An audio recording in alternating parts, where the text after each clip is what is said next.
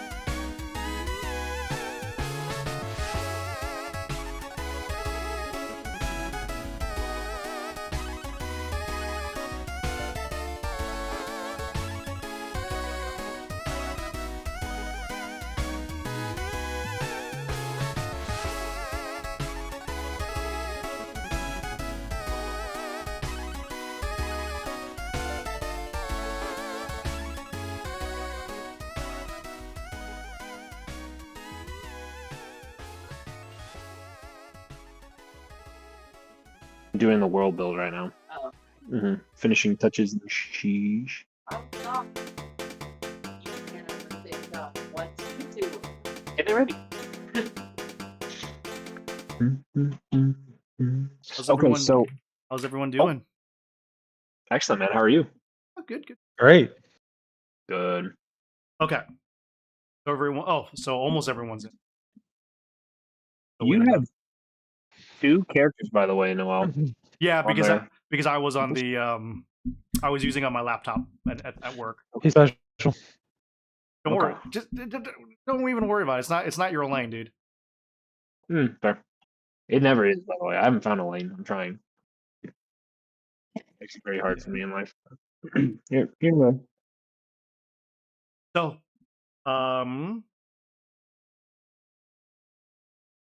Kind of looks like a Pokeball selection type situation, huh?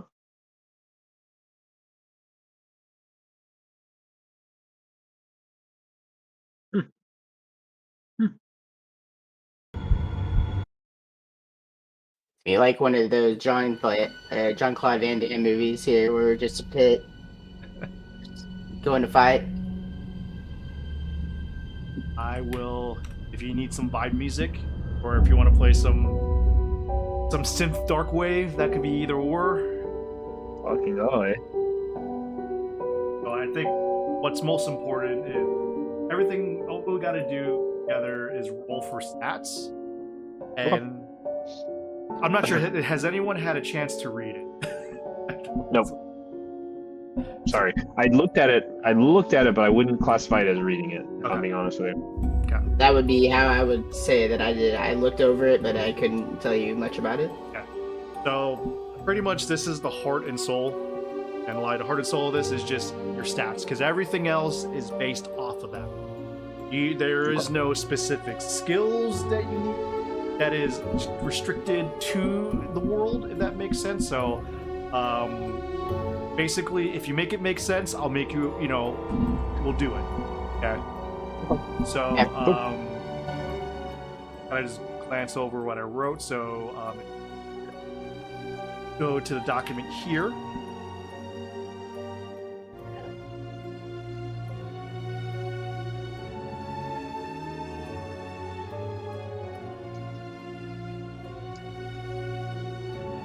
Take about 5-10 minutes, and then 5 minutes for rolling, and then Money. everyone's Google Doc? Google Doc, yeah. I'm in.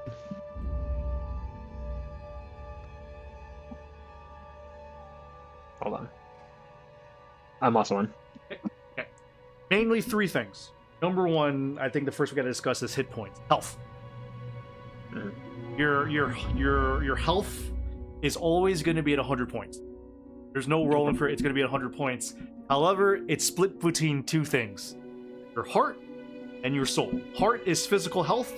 So anytime you take any sort of physical damage, i.e., I got shot in the leg, that goes against your that's going to decrease your heart.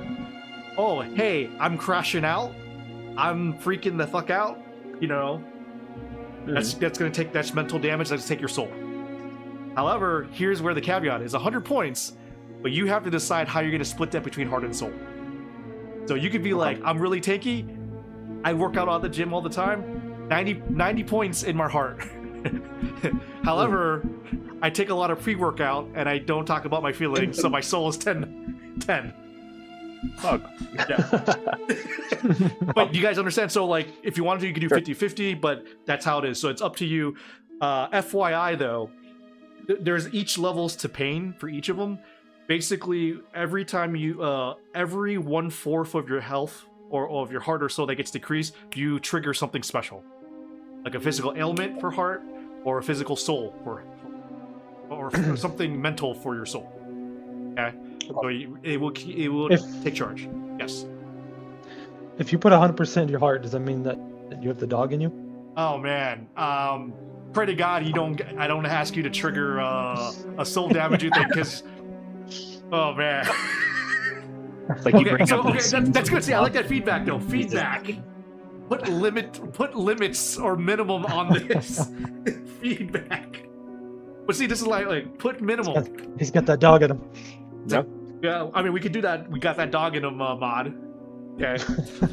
So here's my brainchild. So easy, right? Heart and soul split between 100 points.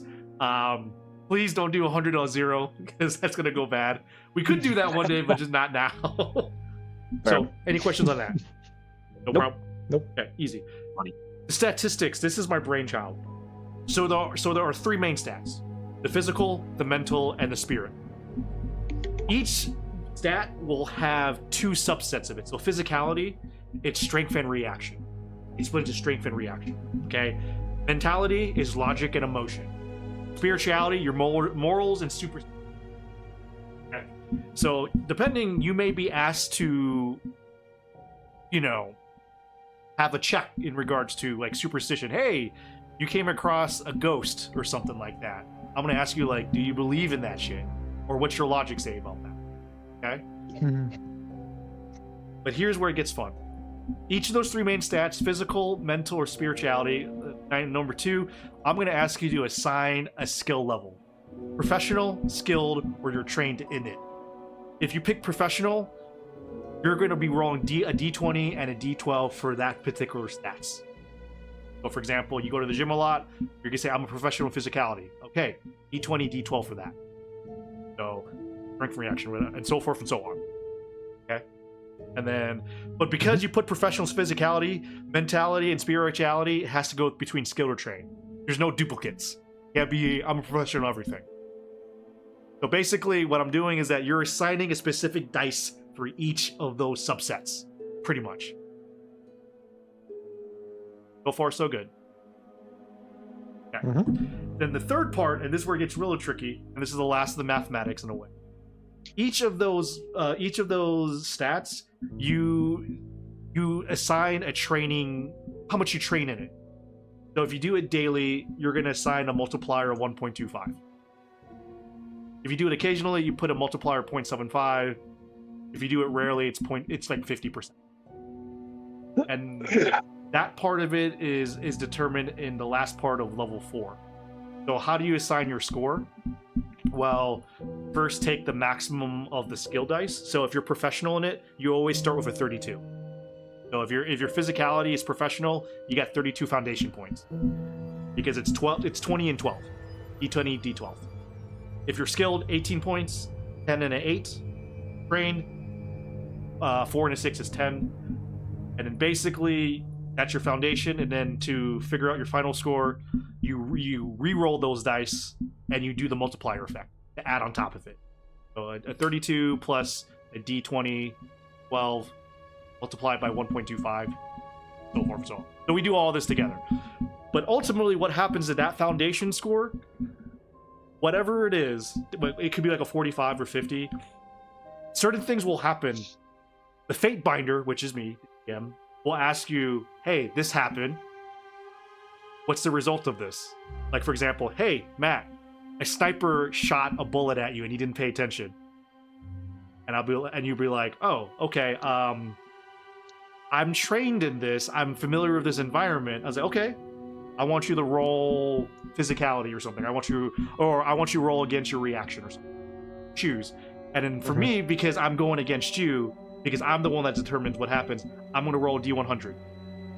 If my D100 is below that number of yours, you succeed. So if you had like a 50 and I rolled a 49, congratulations, you didn't get shot. If I roll higher, I have to determine how much is that gap, and I'll give you a chance to change your fate. But you have to tell me how you're going to change that fate, and that's where you have to be creative. Okay, and now determine if that's correct or not. If you still fail, I would determine, like, you know what? You can still change fate. Roll a d4, determine how many attempts you want to do. But each time you fail from that attempt, it's going to get worse and worse for you. It's kind of like a Call of Cthulhu thing. And then the last part is, in D&D, it's called saves. It's protections. So how do you protect yourself? Well, here's the statistics. So you can protect your heart, your physical, by your body or stamina. And there is ways to do that. So 2 times your strength is your body protection. Your soul, you have rationality and anxiety. So there's times where I have to ask you, like, how rational are you right now? How much are you freaking out, right? But this time, instead of me rolling a D100, you have to roll a D100. And you have to get under, and then you have to tell me you want to go under or above that number. If you do it correctly, good to go. Any questions before we roll? This should take about 5 minutes. I don't think so. I don't think so. I think I may have to just have like help with it as things go type situation, but I'm into it. Same. Okay. All right, Matt, I'll go with you first. Think of your character, heart and soul. How you're going to split that between 100 points? Heart's your physical, soul is your mental strength or mental health. 90-20. I'm like, that. You just did the math wrong completely. 99-1. No. God, please no. Please no. I think I'm gonna go. I think I'm going to go.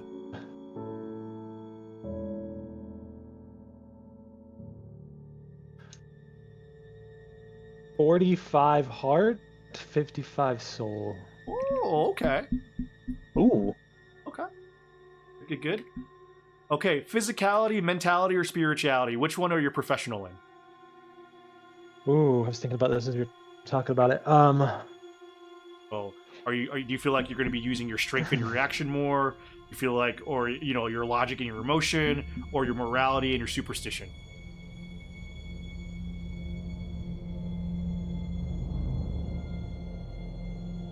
I feel like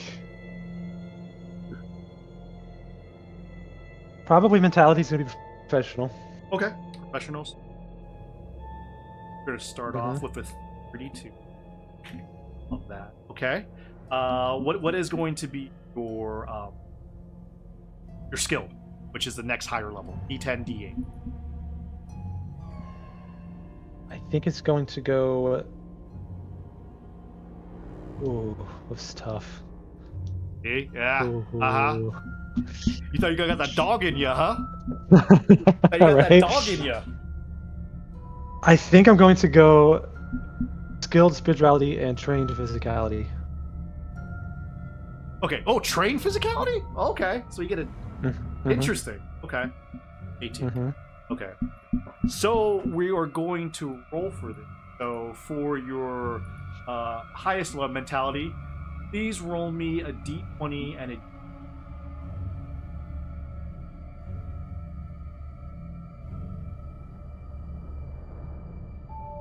5 and a 3. 5 and a 3. 8? The D20 was a 5 and the D12 Okay. was a 3. Okay, so that's 8, and then we're going to multiply that by 1.25.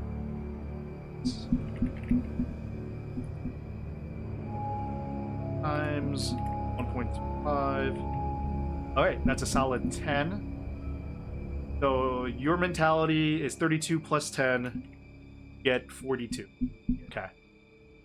Spirituality, roll me a 10 and an 8. 10 and an 8. Okay, let me do the 10. At 10, I got the 5. Okay. And at 8, I got a 4. Oh. 9. You know what? I'm going to change it a little bit. So again, we're feedbacking. So the multiplier effect will be just 1.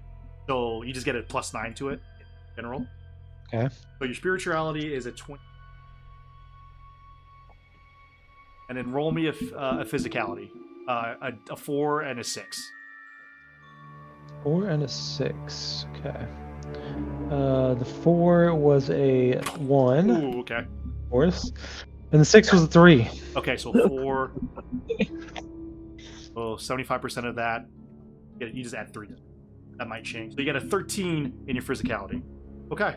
13. Let's go. So now, I forgot to add this part. So for now, out of the 42 of mentality, how you're going to split that between logic and emotion? 42. Oh. I think I'm gonna go with.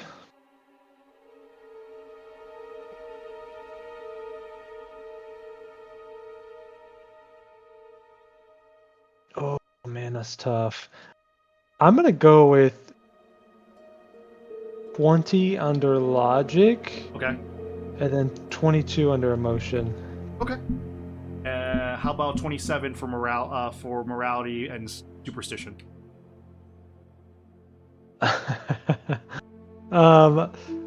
Morality is going to go, and I may be doing this wrong, but how I'm envisioning this, morality is going to be like a solid 20, and then superstition could be 7. Okay, and then 13 between strength and reaction. Strength is going to be. I'm going to go with 5, reaction 8. Rest. So your protections for your body is going to be strength times, so that would be 10. Your physical stamina, which is logic, is 5. These were low numbers. And mentality. I'm gonna. One second.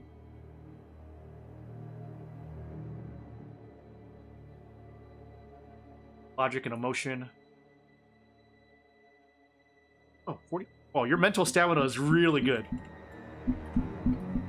4. Rationality. Logic is 40. And your anxiety. Logic. Emotion and morals. Okay, 29. Very high. Okay. So, Matt, you may have to do this. You might have to format yourself, but that's what your numbers are going to be. Mhm. I wish I had a Okay. character sheet. I was trying to build one up, but I didn't have enough time. This Josh, works. Yo, heart and soul split between 100. heart 65, soul 35. Okay. Perfect. And you're okay. And then what would you be professional in for physicality, mentality, or spirit? Physicality. Yeah, I thought. And Yep. what's going to be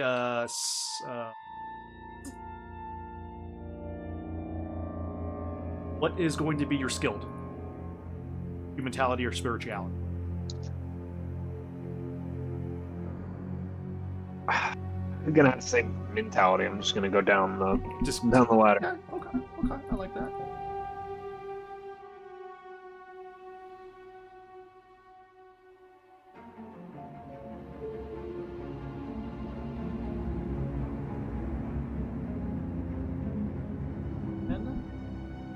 So for roll me a d20 and a d12 for physicality.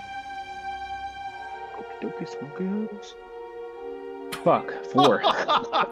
That's horrible. Ooh, yikes. That's a little. And then 4 times. That's a 5. So you get 37 for physicality. Mentality, roll me a d8, d10, please. Damn. All right. Wow. 16. Oh wow. Okay. 34, and then roll me a 4 and a 6 for spirituality.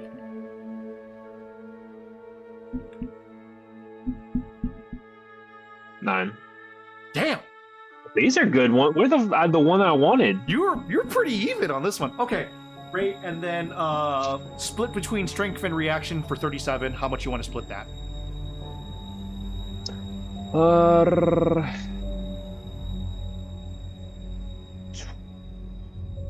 20 and 17.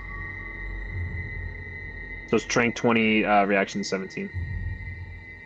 Okay, and then 34 for logic and emotion. I'm gonna say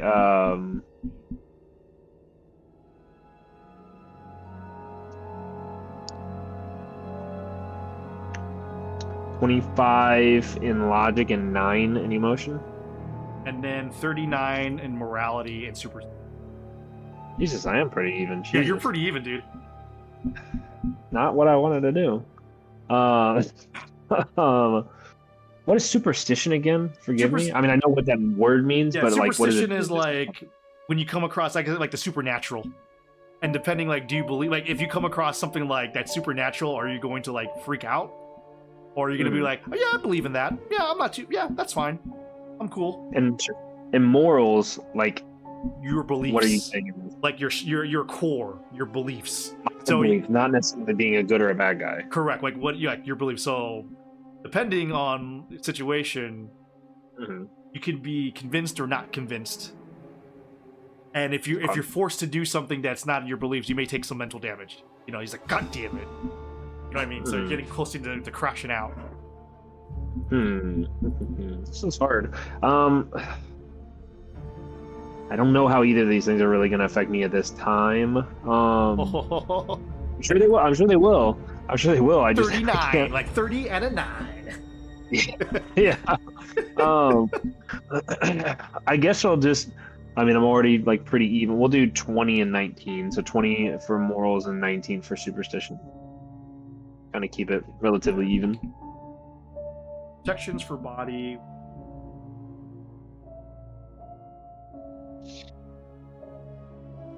You're a tank. Should I be writing what you're saying right now? I'm writing everything else down. What are the Oh no, other things you're saying? I'm typing this out right now, so you're good. You're okay. And then I'll share it on a spreadsheet too. Not a spreadsheet, but a document, so you can look at it. So, Okay. Mental.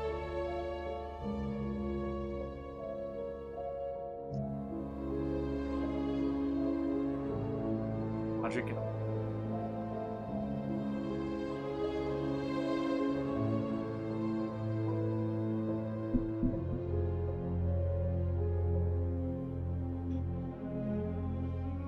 Rationality. 44. And anxiety 29. All right. Josh, you're Hell the yeah. last. Zahn, you're the last one, my friend. How do you want to split between your heart and soul? Between 100 points. We are gonna do 75 health, 25 soul. PTSD right here. Actually, here, if you guys, so this is what I put. So Matt, you're on the first page. Josh, you're on the second page. Don, you're in the third page. Awesome. And then, between physicality, mentality, and spirituality, which one's professional? Physicality. Okay. Which one is skilled? Which is second best? That will be spirituality. Ooh, okay. Okay, I like how you guys did everything different in a way. Okay. Could you roll me a D20 and a D12 for physicality? D20. May you roll better than me. 19. Okay. Yes, sir. Yes, sir. Okay. And then we're gonna multiply that by 1. 5. We're gonna round up to 24. You have a 50 of. You have a 56 in physicality. How do you want to split that between strength and reaction?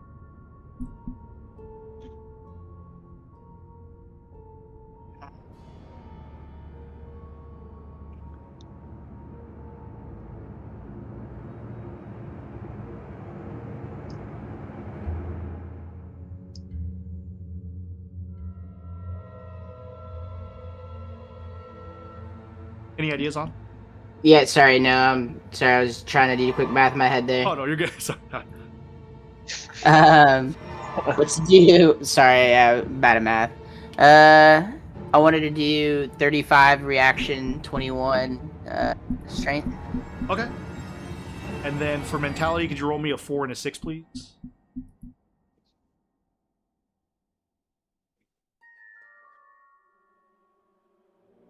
Oh, I didn't mean to do that. Hold on, you said what was it? 4. 4 and a 6. 4 and a 6. 4 and a 6. 3. Okay. So that's just a 2. 12. So how do you want to split between logic and emotion? 12.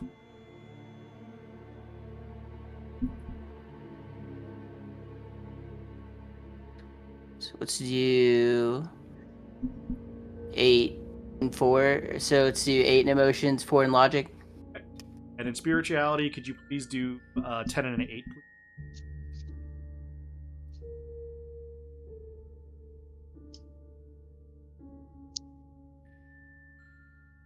Okay.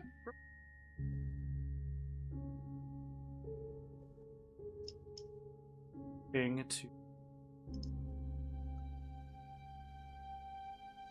28. How do you want to split that?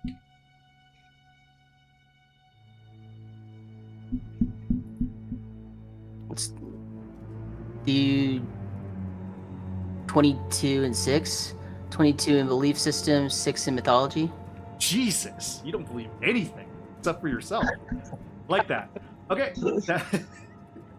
Actually, I'm not sure how well that will go, but that means your protections for your body is 42, your strength and your logic, which is physical state,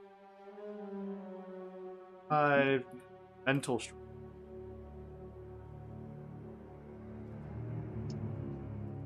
12, your rationality.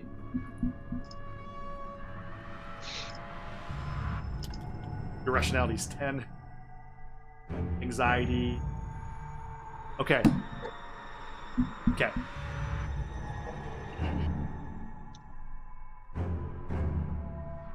By the way, okay, yes. So Matt's. So do you guys see the map right now? Yes. Yes. Oh. It's like a dream. Matt, you appear. Your character. Left side. Mm-hmm. Very. It's like you phased into reality. It felt like you've been living in a dream. Such a very. Gosh, your character appears in the middle. Let's go. Same thing. You feel you're in a like a 19 like you're in a sci-fi looking chair, like a very cubicle looking thing. I mean, it's not surprising with the release of Star Wars. Ever since Star Wars came out, everything is all about sci-fi. And as you're kind of spinning around, Don, your character shows up. And before you can think of anything, you're a shadowy figure up here in front of you. And she says, "Welcome. You have reached my domain, the Rose Palace." Her voice is very soothing, but yet unnerving. Alice by Now, you may have some questions that I may have answers for. But I want to make sure that I know that I've chosen the right people for my army. She points to you, man. And with a flick of her fingers, you see a bunch of cards upside down. Face down. That appears right here. And she asks you, pick a card. And she awaits your name, Lieutenant.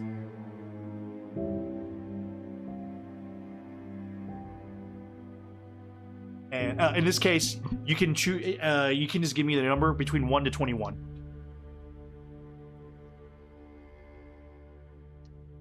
8. And you see the cards slowly picking up one by one. Could you please describe yourself to the other two that are kind of watching you, but also like, where the hell am I?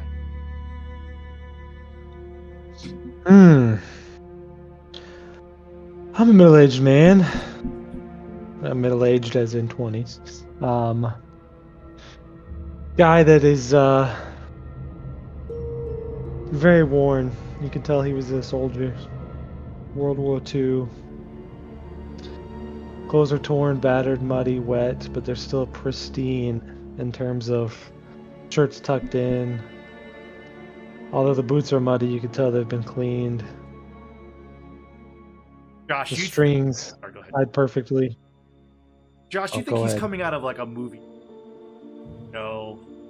You see, I mean, back in the 60s and 70s and even 50s, there was a lot of, World War II movies. It looks like he came straight out of it, but he seemed a little unhinged.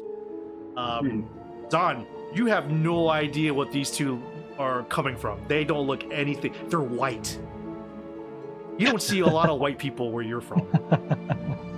And those who did come in, it's usually about spreading religion, and you really don't have a say in it, and you don't really care about it. But a lot of people, it's very divisive where you're from. So you see the card floats in front of you, and you see a picture of devil in the back, and a bunch of mirrors below the demon, different emotions, screaming, crying, sad, and then there's a picture of you. And you are steadfast with your sniper rifle. Calm, collective. You picked the card of Temperance, which by the way, that's what I picked, Temperance. I'm not bullshitting, that's not story effect. You are making the story. But yes, Temperance. In your line of work, you had to be very patient. Sometimes you have to wait for days on end just to get whatever your mission was. Temperance, that is a card that represents you. Am I not correct, Lieutenant? Have your name? Well, ma'am, my name is Silas Johnson. Silas Johnson. I am so sorry I had to pull you out. Well, from your resting place. But it seems like I have picked one of the right people. Do you remember how you got here, Mr. Silas? The last thing I remember was in a bell tower, trying to hold off some enemy forces. Well, I heard a loud bang, a white light, and I woke up here. and she says, "Could you please roll me?" No, actually, I'm gonna roll this for you. I'm the one who's testing it. I'm testing against your mentality here. I'm gonna see if I roll high or low. I'm gonna roll a D100 to see if that was correct. 38? Yep, it's lower than your mentality. And she says, "Wow, you still remember what happened?" Actually, the reason why I picked you, that was the last thing that you remember. Something else happened in this. Something that may test fate. And says, please look into your brain. And she snaps her fingers. You may have to zoom in for this one. And she said, "I'm going to give you 15 minutes. Remember what happened."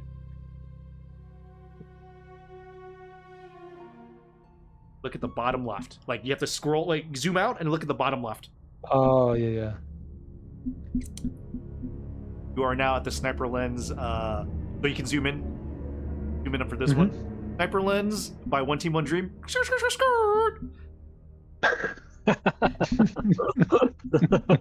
You awaken in the middle of a very cold, like hut, metal. You're currently have your hands tied behind your back against your chair. And before you come to figure out, you hear the very infamous sound that you do not fucking love. Because they have killed a lot of your friends. Well, Silas, we have finally caught the mouse in the trap, yeah? You see a high-ranking officer of your enemy right across the table, right here. And he has a bunch of papers, and it looks like a dossier of you. Seems like we have caught the sniper. What do you say, Mr. I'm sorry, Lieutenant Silas? Where are your army? Sir, I have the only army I need. Yeah, spare me the American sentiment, spare me that. We know that you have people that you take orders. Now, I will say, rumors that the war is over is not correct. Nine. The war just started. And as you can tell, and he points to the side, you smell the rotten flesh of bodies right to your left. And you see various insignia. You notice that all the weapons down on the ground are American. You don't know who it is, but you can logically suggest it's soldiers. And to your right, very close, you see shaken, visibly shaken, but also kind of steadfast soldier of the enemy, trying to hold you guard. What do you do?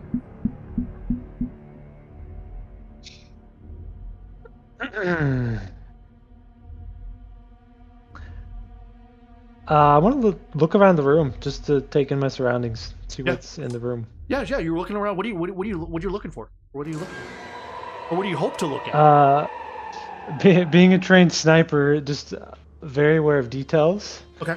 Distances, angles, just what's in the room. Like if there's potential escape routes, weapons, etc. Okay.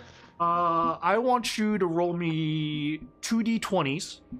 To roll against your mentality, because I'm testing your logic and your emotion in your sense. Just 2d20s.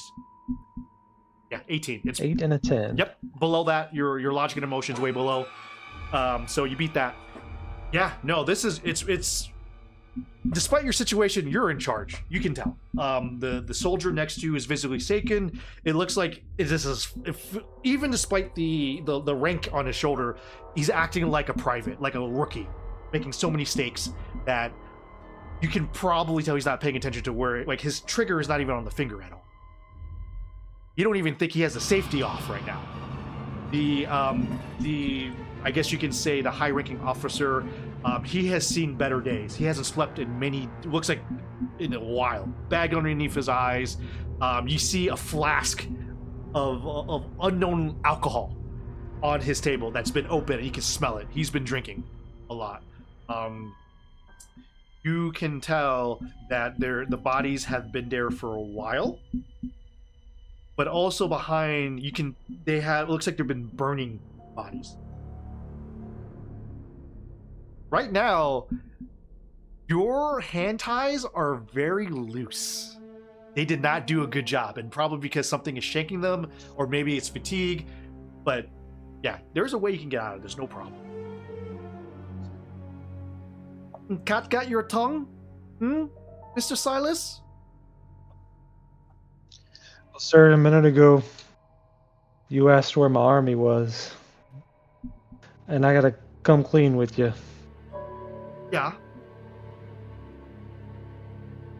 There's only one army in this world.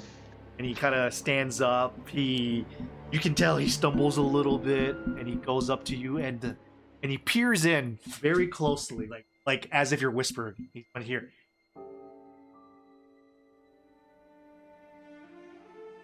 One army. So I want to do an action. I'm sure I have to roll for this. What do you want to do? I would like to see if I could get my hands untied. Okay. Or out of the rope without them silently doing it, like without drawing a lot of attention. Sure. Roll me 2d20s.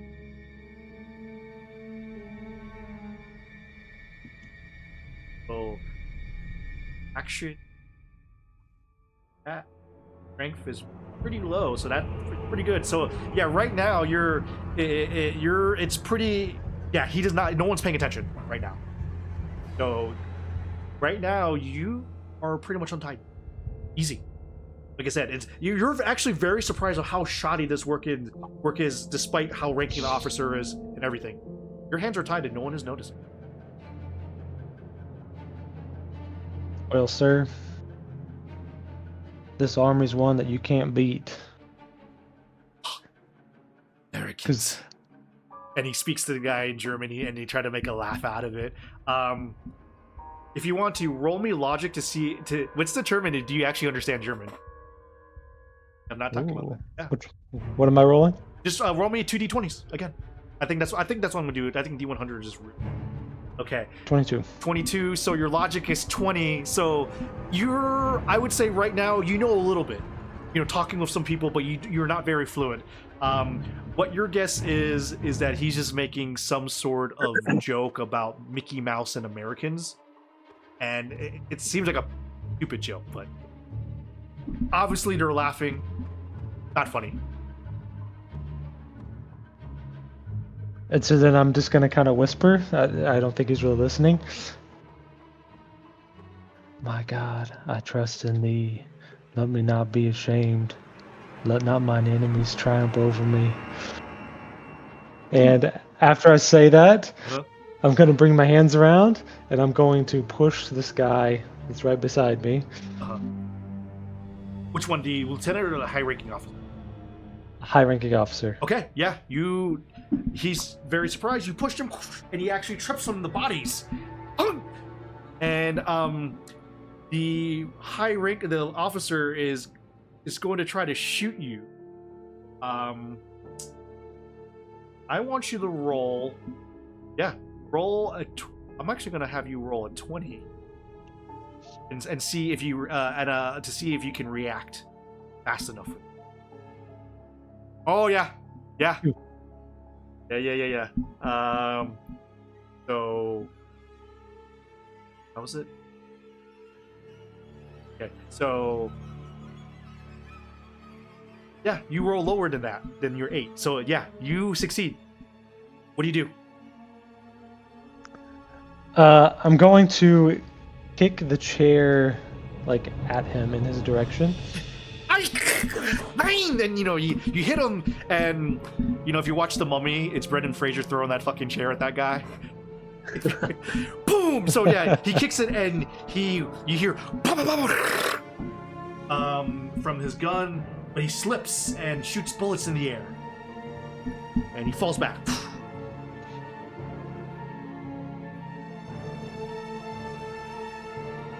Hey, what else? Keep going. What are you doing? Yeah, so that's his thing. I'm gonna walk over. I'm gonna take this guy's gun first. Okay. Yeah, easy. Yeah, I'm gonna allow you because he is right now preoccupied with fall on his back. So it is a machine gun of the enemy army, and you don't know how many bullets has been used as of right now. Yeah. Now own that gun. And he puts his hand up in the air.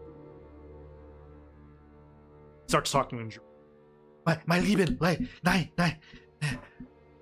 And he takes out his pendant, and he points to a woman.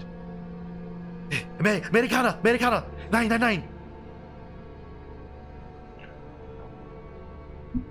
Because I could tell he was scared. Is there an upstairs to this place? Is there a staircase over here? You hear the Fate Binder says your memories don't have that option to remember about upstairs. AKA, I didn't have enough time to make a second floor. Staircase to nowhere, like it. I would say when you look at the stairs, you see a lot of wrapped up bodies, to the hilt. Yeah. I'm gonna walk over to the high-ranking officer. I'm gonna ask him where we are. You can't get question out of me. I choose death. I don't even say anything. I'm just gonna shoot him right in the kneecap. Okay.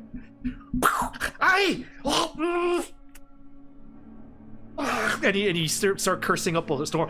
That's German words that you understand. Curses, understandable. So it's like, What was the question? Well, sir, where are we? We don't know. We are outside of any battle orders that we were supposed. I don't know where we are. I just want to get the hell out of here. Starts retching and puking up a little. Oh. This place is weird.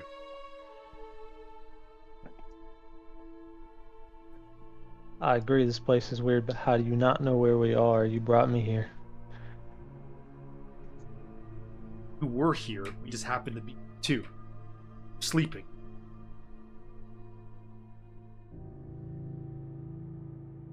I don't know why you're playing games with me right now. You just shot me. You think I'm playing games? How did you end up here? We walked. Okay. And you hear the German guy start saying, No, we didn't abandon, we walked. Okay? That battle was over. You don't believe me? Look outside for yourself, man. This place is terrible. No, I'm still looking at him, but I walk backwards. I'm gonna take a peek out the door.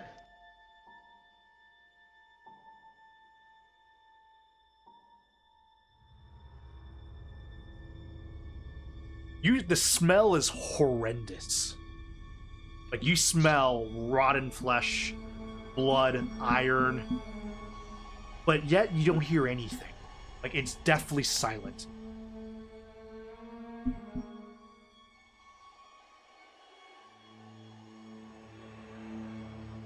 I don't even say anything to these guys. I'm just gonna walk outside. As you're walking outside of the area, The fog is a little bit kind of ugh. So the closer you are, you can see more. But yeah, you smell death. You can hear like the destruction of things now, and you hear the door close and lock behind you. And you just hear the friend sort of, I'm sorry. I'm sorry, Americana. I'm sorry.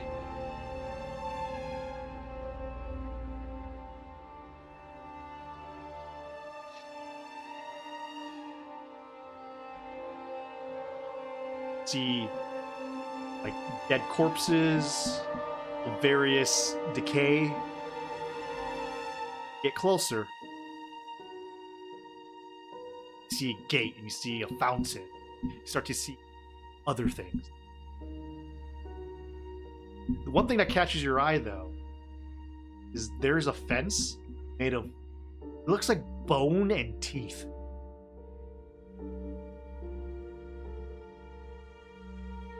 This is messed up. Oh, it's messed up. Roll me emotion, please. Thank you. D20 or 2? Right now, this is normal. Like, you feel like this is like a normal war, but a normal war, but plus a little fucked up. I say roll a D. D20. 7. Yeah, it is fucked up. But you know, nothing is kind of gay. Like, you're still tired, so you're kind of like, man, what is your first thought? Like, what is your main goal right now as you're coming across these?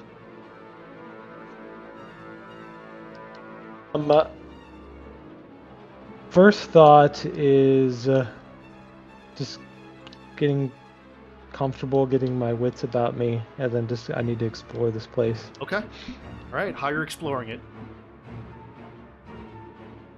First off, do I have all my gear and that's like my regular clothes and things on me? You currently have your clothes on you. You have your helmet kind of like tied to your belt loop, so you have that. Still have some canteen. You don't know how much water's in it yet. What else do you think you would have on you? Ooh, well, would have a lighter. Okay, got that. From like a Zippo lighter or like a flip top lighter from Red, who was one of my mates from the war who didn't make it. I would have 12 special sniper bullets. Special as in I got them from my commanding officer. Okay. By the way, I saved for special circuit. You survived this one. The moment you're checking, boom! A bullet hits right next to your right foot. Doesn't hit you, but it hits off the right foot. Roll me a logic to see if you know what that sound's coming is. 7. Yep, you passed it. It's a sniper bullet. It's a sniper. One shot, and they barely missed you. You don't know where it's coming from though, because you were paying attention, looking at your stuff. What do you do? Oh, you're on mute. Yeah. Oh, guys, he's freaking out. He's crashing out right now. He can't speak. Nope, nothing. Not yet, brother. Yeah. He's resetting it though. You know what? I'll hold you to this. I'll hold you to this. Give me a second, because in the next episode, he's like, "Well, we're having different technical difficulties because the memories can be painful to think." But you? Yeah. You're good. Oh, okay. We are so bad. Yep. Continue. What do you do? Oh yeah, I was gonna run up to this building, take some cover. Okay, good. That's what I thought would be cover. Okay. Yep. So I don't know where it's coming from. You wait. You don't hear any other bullets. You wait a good amount of time. You don't hear anything else. So I'm scanning. I'm scanning for at least what I could see, because being a sniper, and I'm trying to see like if I was a sniper, where would I be? Okay. To see if there's any like high ground or any areas of sight. Okay. And how are you scanning? What items do you have to scan? Right now, just my eyes, but I do have my sniper scope as well that I could take a peek through. Okay. Rolling a luck. Yeah, okay, yeah, you have your sniper. Okay, yeah, you have your sniper scope. And you look at it, and you see this. Tired. Sheesh. You're not sure because of the scene in front of you, but you can't get a handle because there's so many places to shoot this from. In a way, the only way to find out, I have to get closer. Yeah. Yep. And as you're figuring out how to get closer, now I brought you, Mr. UK, from your own battles. Now, alas, and she points to you, John. Alas, it doesn't seem everything went your way, but with your reputation, I don't think you care. Am I correct, Mr. It's Mr. Cruel, love. And yes, Mr. Well, You're love, I correct. love that. I love that you call me love. Well, darling, Mr. Love, well, despite your reputation, I did bring you here for a reason. And maybe we can strike a deal. I think you love deals, is that correct, Mr. Love? you could say I deal with many things, industries, substances. I love that for us. Now, before I determine if you are the right one for the job, please snap your fingers again, and the same cards appear down face. If you can do me a big one, love, and could you pick a card for me?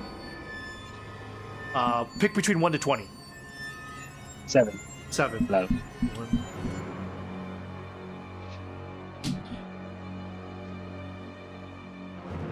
Dude, this is so good. The card shows you standing on top of a mixture of like buildings and basically the top of Big Ben, and you're holding, I think, like, I'm assuming your drink, like your drink of choice. You pick the world. And she looks at you and she smiles and says, man, 2 for 2. The world. Basically, it's in your palm of your hands, Mr. Love. However, fortunately, the world was not with you back at your place. How much do you remember? Well, the last thing I remember was I was beating the lights out of Jimmy Pepperbottom and came up light on my supply. Actually, and I want you to roll. Roll me 2d20s. I'm gonna check against your mentality. If you roll lower, then yeah. So 38, it's a little bit higher than your mentality, so you technically failed it. So you are right in some aspects of it. It's a 4-point difference. And she says, well, you are technically correct. You were beating the hell out of Jimmy, but that wasn't the last thing that happened. Let me tell you what happened. And if you scroll down bottom below, you are surrounded by your crew. This is one of the riots of 1981. I actually checked this out. This is one of the riots. Now, for some, these riots were such a big deal because it was race related in a lot of cases. But you took the opportunity to use this riot to actually get what was taken back from you. So you have you and your 8 cronies, and ahead of you. So what do you do? What are you doing right now? You and your 8 cronies. You see some buildings being on fire right now. The chaos. Hated. You see some graffiti. Go away, leave! Ha ha ha ha! All right, boys, we're gonna use the smoke and cover from all the distractions, and we're gonna take back what's rightfully yours. But boss, smoke and cover? What are we supposed to be doing, boss? Same thing we always do, boys. Take. Take over the... And one of them kind of like elbows the other guy's like, dude, shut up. Don't interrupt him.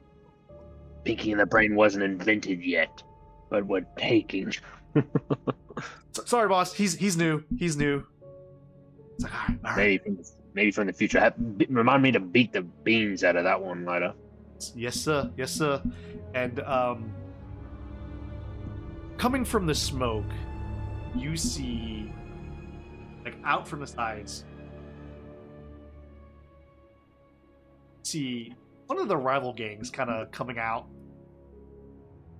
and you hear the snapping. Mm-hmm. The softy boy. Oi! Look what we got here! Looks like we got ourselves Mr. Cruel coming on our territory.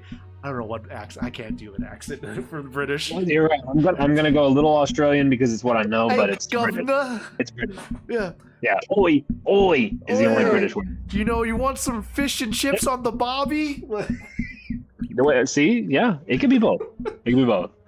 And it looks like they barricaded their territory. You're not sure or remember if this is how it always been, but this place looks awful. Looks like the fire started. Mm-hmm. Mr. Cruel, what are you doing in our little territory? I thought we had an agreement here. There's no agreement. There's only mine, and you're in my area, and you've got what I want. Really? I don't know.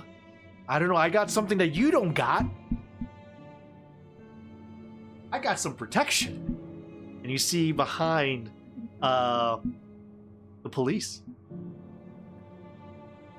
on their horses, and you see that stupid fucking statue on the square, you know, that says justice for all, you know, equality, something like just key words that does like word salad. He's like, well, where's your army and your police? Because it seems like we're with the government, governor, and you are just nothing but small piece of shit in this territory. So, you know what? I would pretend that this transgressions didn't come through. You just leave. Oh, and give us whatever you have on your wallet, and we'll call it a day. Mr. Cruel starts looking at his boys, and they all start laughing, like kind of hysterically. Yeah. And Mr. Cruel looks at them, and he says, "Boy, you've come face to face now with Tony Copper. You sure those are your boys in the government? You're positive they belong to you?" And then he just keeps laughing, and all the boys keep laughing. Kind of turns around, he's like, you know, this whole I wouldn't be here if they weren't. Oh.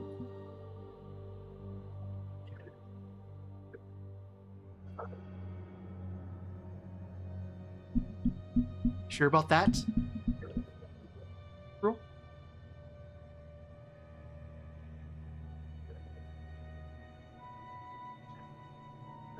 So Tommy walks up directly in his face. Now I am 5'5", so I'm a very short and stout man. Okay. Don't worry, he's 5'3".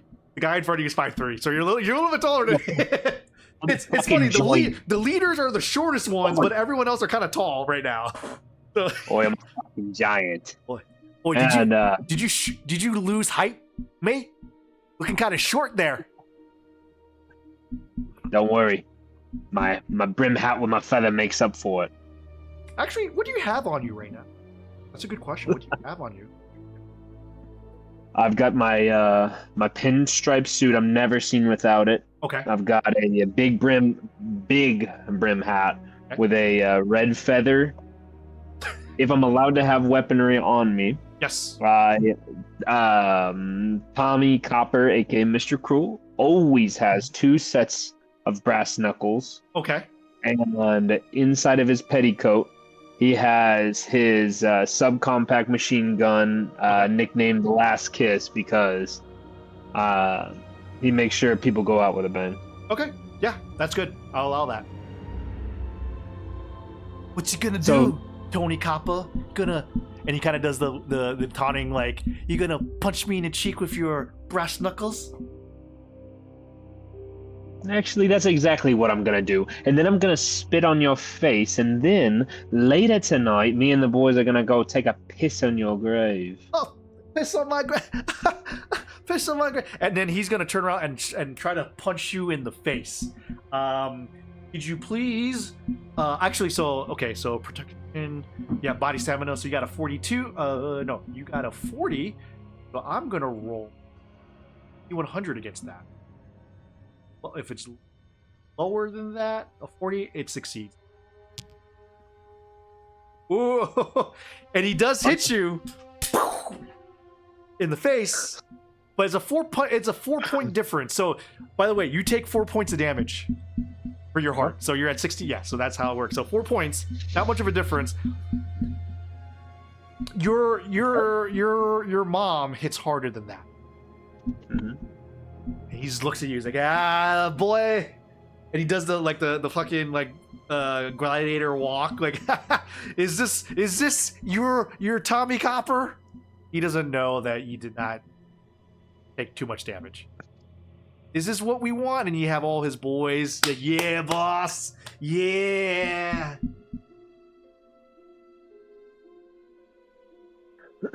Tommy spits and said, "Oi, my great granddaughter. Oh no, my what's something I could say?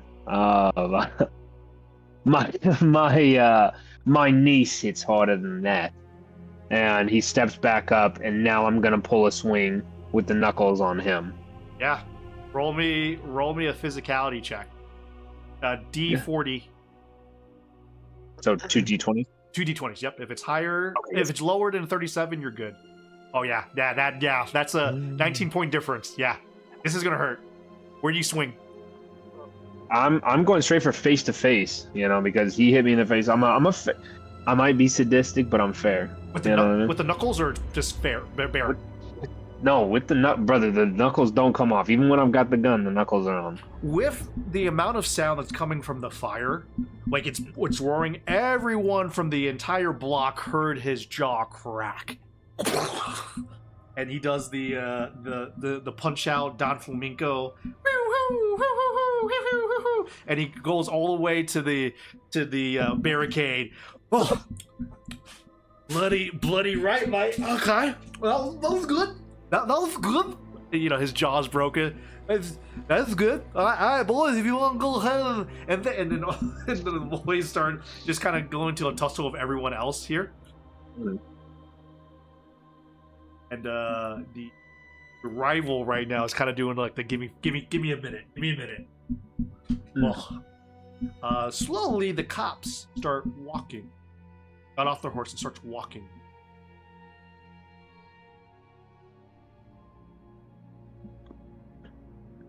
Anything else that you're doing?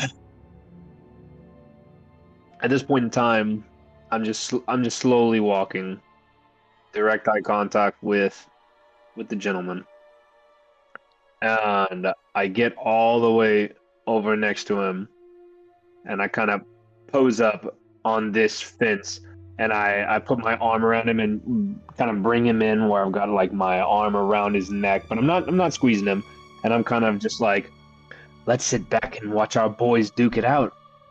Let's see who forces more willing. He coughs a little bit, gets a little bloody or pissed off. I'm sorry. All right. And yeah, you see him actually, despite them being undernumbered, they are giving a really good fight, your boy. Actually, his boys are giving a really good fight, but your boys are well trained, and they're going back to back. We're in good time. So one by one, his boys are going. You get a couple of them from your team going down, but obviously now it's the fight's in your favor. And then you see a couple of his boys run away until your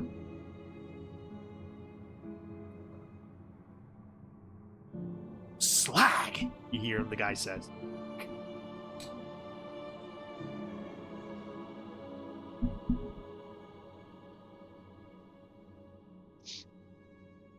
I didn't take your boys for runners, eh? But I guess they saw your ugly mug get canned and thought to take their chances up the street. Right. Oh. You got me. Got me.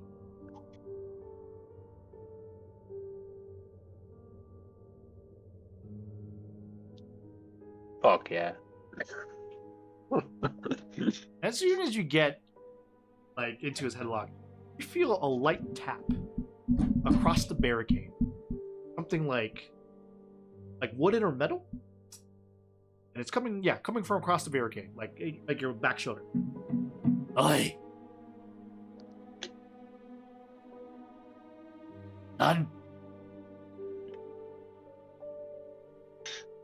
Yeah, we're all done here. The fairies were just leaving. You turn around because right now your back's turn around. No, not concerned. Okay. Guys, better let him go. We're gonna have to take you in. Dead or alive, actually. Well, I hope for your sake it's dead, because if it's alive, inside's just as bad as me being outside. We take you dead, you're gonna be delicious. And you can hear the sound of it being more guttural than badass, like your usual fake news copper, fake news badass. Actually, boys, look, we're getting a little hungry, eh? Hear him go.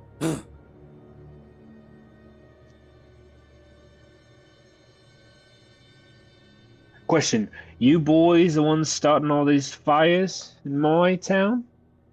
Is that you I have to thank for this? Fires?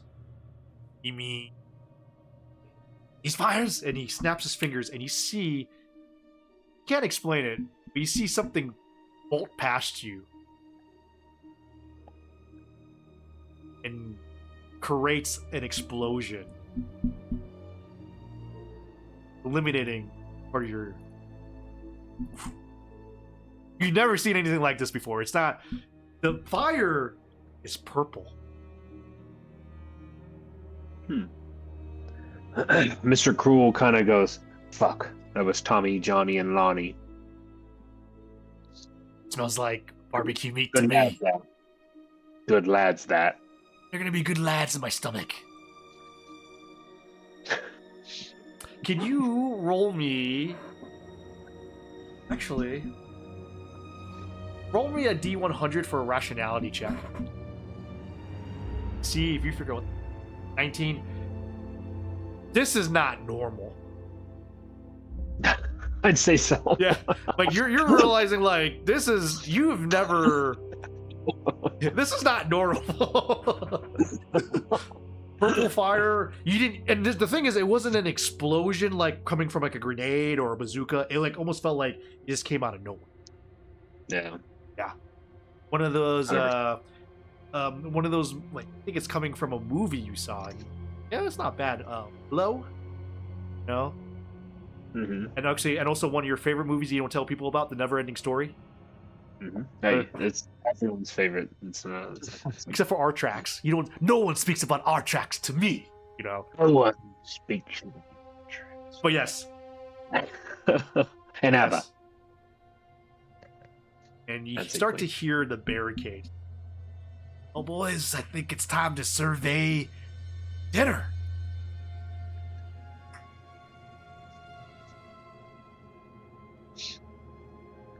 Rumbling of the gate. Mhm. Mhm. I take my friend here, and I pull back to Donnie, Lonnie, and Kyle, and we kind of form like a power circle around, like a diamond around this gentleman, which his name I forgot, but I broke his jaw, so we're connected, and we form a diamond. I pull out. I've got the petticoat on, like over the pinstripe, and I just kind of like I pull out the SMG and I point it at him. Okay. And I'm just kind of sitting there at attention now with the boys, and the boys have unfortunately, they've got low powered pistols and tools, and that's it. Okay. And you hear the Fate Binder says, interesting chain of events you have there. But alas, I don't think it's gonna.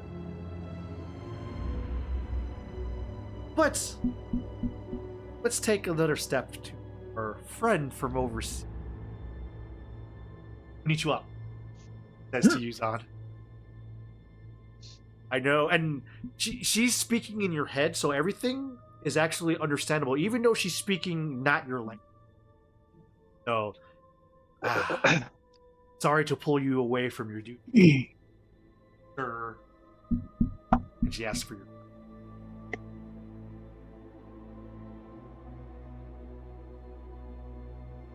We're gonna go with. I don't know. I call it. His name is Shusui. Chusui? Okay. Or Shunsui. That'd be. Sweet. Okay. I got it. Shunsui. I read about you in books. And it's good to see you in magic. Right here, Shinsui. Unfortunately, I have to ask you for a favor. I brought you here. I will pay you handsomely. I will make sure you get your honor back. Puts down the same cards face down. Tell me soon. 1 to 20, or 1 to 19 in this case. What number do you want? Pick a card. 11.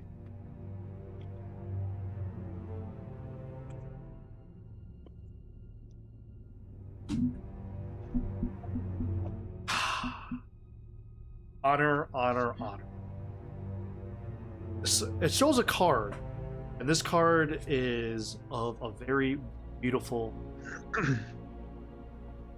Looks like royalty, dressed in finest of silks. It's the Empress. It also represents how you look at everything in nature and she says, so you had such. White Binder said, you have such a cruel fate. Maybe one of unrequited love, maybe wrong time, right place. Remind you what happened. You were at a camp. Bottom right. Now, did you had a lord that you followed, or were you more of like a wandering? All right, say that one more time. Did you had a lord that you followed, like you served, or was it like you were like more of a Ronin, like you were on your own? I had a lord, but for the majority of the past, I don't know, 5 years, I've been living on my own. I remember reading legends about you.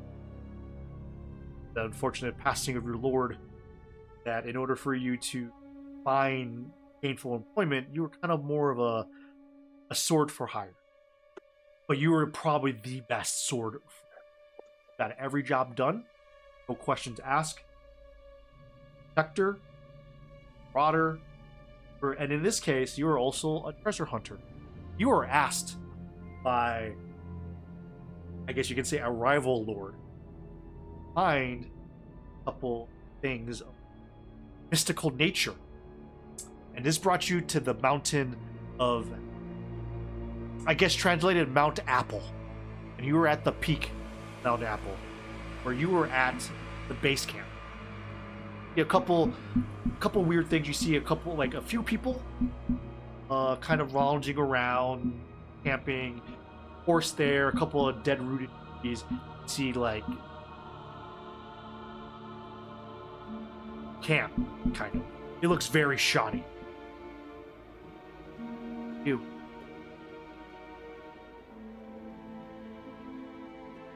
I'm gonna walk up and investigate the tracks before the tent. Yeah. This roll me a 2d20s for logic. Get lower than a 20. Sorry, lower than a 2d20s. Oh, hold on. I keep forgetting that I had my rolls sometimes. 18. Okay. Is your logic? I'll do mentality better. Mentality was a 12, so it's a 6-point difference. So you failed, but not as bad. Right now, you see 3 tracks. You see a big barefoot, human barefoot, and then you see like tracks of armored like boots, and then you see a slender track. Maybe what? All leading into the tent. It looks like it's mud. So basically, in my head, I just think something maybe went this way. Yep. Logical, yeah. All right. You see a couple people looking at you and whispering, but nothing. One of them is kind of just sharpening the sword, whatever. They look very tired. As I'm kind of like investigating, I'm just like poking around and seeing if there's like any like sake or just anything to drink. No, this one, judging by the look of the soldiers, it looked like they're very wear down, like thin. So like supply, and then you realize this place is like almost desolated. Eyes are low.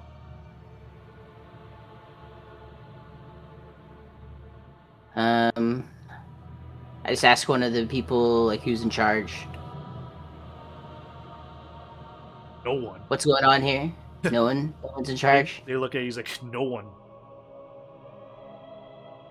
Surviving here. Like they look very tired, fatigued. One of them even looks depressed. Sharpening. Gonna die here, probably. Had a drink. Me too, brother. What's the goal here? Like, what are you guys like? Goal? Fill me in here. Yeah, The goal? We were supposed to look for something. looking for something. Yeah. We were tasked to look for some treasure, and apparently some random asshole is gonna help us. He hasn't shown up. He's a little bit late. Hey, who has 2 thumbs and is an asshole? That's me. Get this going. He had a dry laugh. But seriously, point us in the direction. Let's get going. You can go. It's past that tent. We're not going. Sounds good, brother. Thanks for the direction. Yeah. Just start heading that way past. Is it just like actually through the tent or just like past the tent in that red? Yeah, I mean, you can go through the tent if you want to try to investigate to see something, but yeah, you can just go through the shed. Yeah, assuming there's nothing too particular out here to check out, let's just go ahead into the tent and kind of poke around and see what's there. Yeah. You enter to the tent. Roll me 20s, please.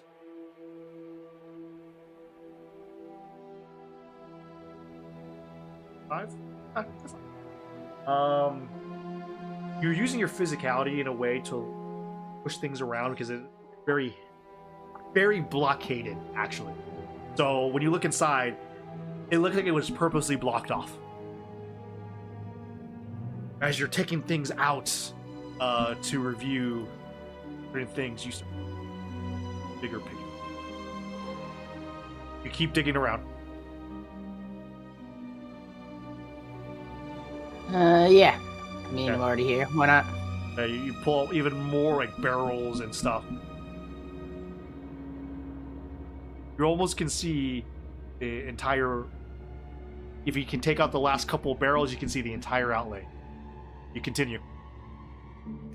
And for a penny and for a pound, let's go. The last one. See this scene. I'm going to roll an anxiety check. I have to beat 30 to have you fail. 12. You see right now, so 18 points. You can try to logically beat that if you want. But right now, the scene of just not even bodies, just skeletons all over. And you see big ass, not even sure what it is. It's not a part of your country, but a big ass armored guy in silver armor, covered in like blood or rust. See 4 like hounds surrounding it. Right. Front, you see a cave, a bunch of skeletons, and you see 4 statues of dragon heads. Looks like all the smoke of sulfur and burning. Right now, that's 18 points of mental damage if you don't do anything about that. Okay, 18 points of mental damage if I don't do anything about the creatures. I would say if you don't do anything to try to get yourself away from the anxiety. Because right now, you lost your anxiety attack. I rolled a 12, Gotcha. you got a 30, that's 18 points difference. Oh, gotcha. Yeah. Okay. I understand. So what you're what do saying you now. do to like, no, I gotta steel myself for this. Let's see here. So I'm basically going to like dash forward, like right in that little square, like where it's kind of like empty of skeletons. Break around here. Yeah, right there, it's fine. Okay. Or maybe just a little bit more up front, like right for that like sword point. Okay. Yep. Yeah, right Or like there. maybe using it as a block potentially. Like it is a giant sword, like it's kind of sticking, which is Yep. surprising to you. Which is this is why it's also like, what the fuck's going on? Because you've never seen a sword this size. Some of these skeletons are giant. And Don't understand. I want to have this kind of like, not like I'm nonchalantness to myself, like I don't really necessarily want to fight, Okay. even though like it looks like there's going to be a fight. Okay. And I So- say, what can I do for you, sir? How can I be of service? What's going Gotcha. on here? So you're appealing to more like your duty, I guess you can say, like your inside duty. Like, nope, I gotta protect or something. Okay, I'll allow that. 80. Yep. Couple deep breaths. Slows down. You're back in Zen. You're back in play. And you see the guy kind of back up to the sword, and he speaks in a language that you do not understand. But the tone sounds positive, and like you basically hear nonsense. Oh, and he kind of backs off a little closer to you. This guy is big, like almost 2-3 times your size, and he see his hand attached to. It's not a sword. It looks like it's a staff with something swinging at the end of it, like a swinging staff, like a swinging mace, I guess you could say. And he looks at you and he says, points to himself, and thumbs up. Yeah. Whoa. Points to himself, thumbs up, and then he points to one of the. Looks like you can't even tell if it's a wolf or anything. Points to the wolf and he does the X sign. And then thumbs up. Nah. Points to himself, thumbs up, points to the wolf, and he kind of does like a swinging, like a sword with a hand motion, like he's swinging a sword. Huh? Nods his head. Huh? Are you asking me if you want to fight, or are you asking me if you wanted me to kill him? What's going on? And he does the fingers where he like points to himself and to you. Swinging, and he does the swinging motion. Well, well, I never back down from, a good chance to practice my skill set. So, if you want to duel, I could take the 3 of you. He hears words, and he shrugs his shoulder and hopes he gets the gist of it, and he starts going up to one of them and swings his swinging staff at one of the wolves. It does pretty good damage. You see, because his back's turned, you actually see closer, and the sign on his back is in the shape of a red cross. You have seen this sign before. You can roll logic if you want to determine if you're familiar with that. It's just, in this case, it's a D10. If you get lower than a 4, you know what it is, if you want to know. Or if you can just fucking fight. This is Sun Sui time.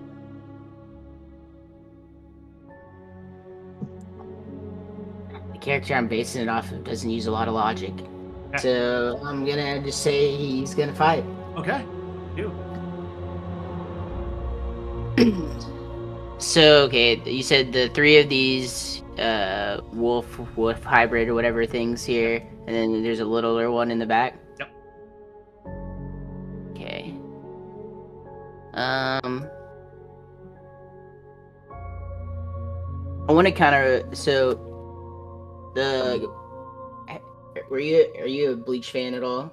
I don't know if anybody's a Bleach fan. So the character on there that I based the name off of has like a blade that basically like splits apart. Okay, yeah, I know exactly what you're talking about. Yeah. So right now, obviously, I just want to have it like one, but I kind of want to. I can't remember the term they used it there, but like basically, I kind of want to blink step towards the one that he already attacked. That you said he hurt, and kind of like mercy kill him, finish him off like before he even knew like what was going on. Like that guy hit him. Okay. And then he's dead. Do you say like Bankai or anything before and then like everything goes black and white and you see like a bunch of like rose petals? No, like I said, I stepped up with confidence beforehand, right? Okay, so gotcha. basically what I wanted to think about is like, I slowly like kind of pull my sword out and then I say, "You'll see," and then as I disappear because they can't see me, making it funny, I stabbed, like I said, the one that he already hit, and then like basically go towards, or as far as I can, towards the littlest one. Yeah. In this case, I want you to roll. I want you to roll a D100 for physicality, and if you can roll below 56, that's gonna be an insta kill. 38. Yep, that is a 18-point difference. So you come in and just like you went from almost freaking the fuck out to back to business, and all of a sudden it's like one breath. You almost stepped in like 10 feet in one breath. Sword comes in, and you hear "Oh!"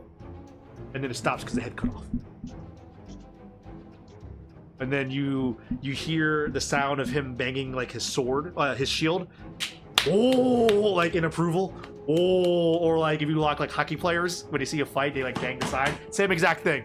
Oh, good. You hear that word, and so yeah, you are now in the fight between three things, and we're gonna cut it back to Silas. Mr. Silas, what are you doing? As you're trying to scour the area of said sniper, and you're seeing this unforgiven sign and smells and sights. Actually, I want you to roll. I want you to roll mentality. E100. Now you're getting the thick of things. Roll a 42 low. 8. Okay. It's war, man. You hate to say it. War sucks, but this is what war is. And all you can do is, I need to survive this. And when I survive this, I can figure out what's going on. You are lockdown mode. So the next two actions that you do is going to come out without any interruptions. What do you do first? Besides surveying. So that's you surveying already. So your next 2 actions at this point be uninterrupted. Yeah, well, I'm ultimately trying to get over to this fountain, right? Okay, yeah. So yeah, you walk on by here, and you see like a ramp, and unfortunately in the fountain you see a dead body. And I would say this: whoever barricaded this did so for a reason. Like they barricaded everything to make sure no one gets in or out. Seed. So, yeah. And as I do, I'm kind of like murmuring some stuff to myself, like just some little phrases, some little things that help me get through this. That happens when I get nervous. Okay. Make it over the fountain without any problems.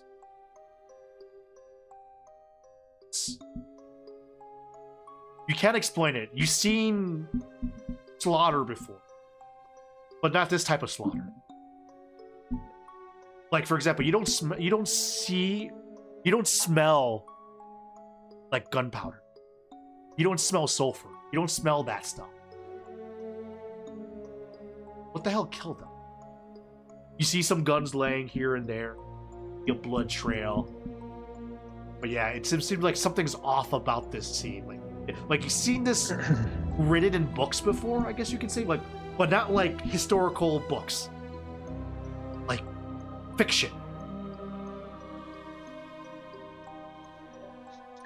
Yeah, and this one thing that's really off over here is this one bush that's perfectly fine.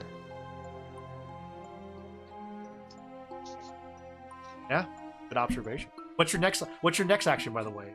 Uninterrupted before you may have to roll again for something.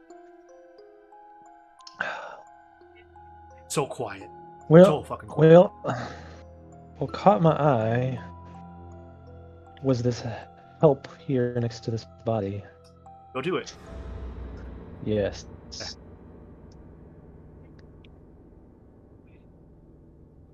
Help. Written in blood.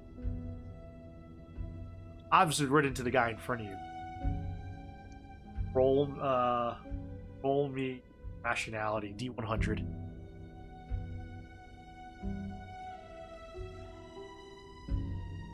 $47. You're 7 off.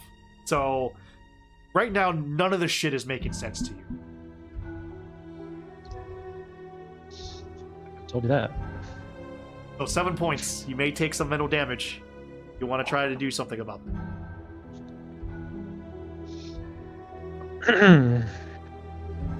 I do. Okay. No. I'm going to one thing that I always keep on me It's whiskey. is crack it open. I have a little just like field booklet that I use to draw. Usually, anytime I'm somewhere new, I'll draw the surroundings and like distances and stuff. So that's like half of it, and the other half is like where I'll journal and like write letters to a loved one back home, even though they never get them. It's just something that calms me. Okay. I'm gonna add. Okay, I like that. I'm gonna add. Fate Bar's like, oh, I like what you. Roll another D100. He added some points to it. See if he can fight your fate. Yeah, 19. Okay. So you calm down. And you're drawing not only just what you see in front of you, but everything else. Like you got a good... what makes a good sniper, and what makes you a good sniper, is your ability, like almost photographic memory. You draw everything to a T. So you're drawing everything from this exact scene, like as if you're watching a bird eye view. One thing that is really... doesn't make any sense, but also curious. Not the blood trail, not the help. What kind of fucking green? That's just why he's freaking. He's wearing stuff that is not from this world or time period. Like you're reading.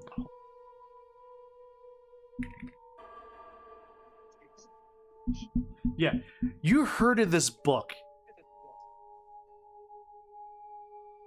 and you knew a friend of a friend that gave you a copy of it during wartime. You don't know how I got it, but some guy named you don't remember Token. You read something called The Hobbit, which, by the way, was created between 1937 and 1949 and published officially in 1954. Research. And he's described, and this looks exactly what he's describing, called an orc. There's no fucking way this exists. But yet here you are.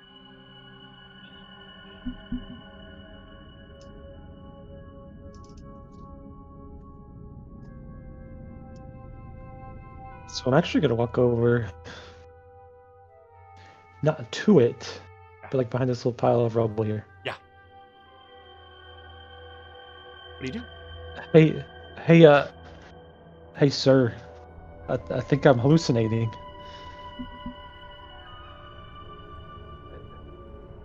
Roll me a physicality check. D20. Is it 20? You have to beat a 13 or 12. So you did not hallucinate this, but you heard click, like you hear something reloading.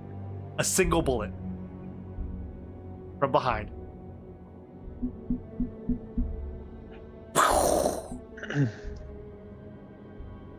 How do you dodge it? So Rolled high. You rolled low enough. You rolled low enough that you beat it. How do you dodge it? because I noticed it's behind. I noticed that it's behind me. How big are these piles of like rubble and wood and all this It's stuff? it's pretty substantial. Like it's because you're standing right now. You're that's why he's able to see you. But you can obviously duck under it if you need to, or hide behind it. It's pretty good pile. Yeah, I'm gonna duck behind because I noticed it behind me. I'm just gonna like fall to the ground and roll behind that pile. Okay. Yeah, the bullet comes.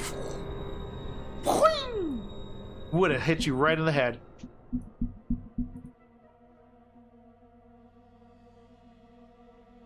Coming from the rooftop behind.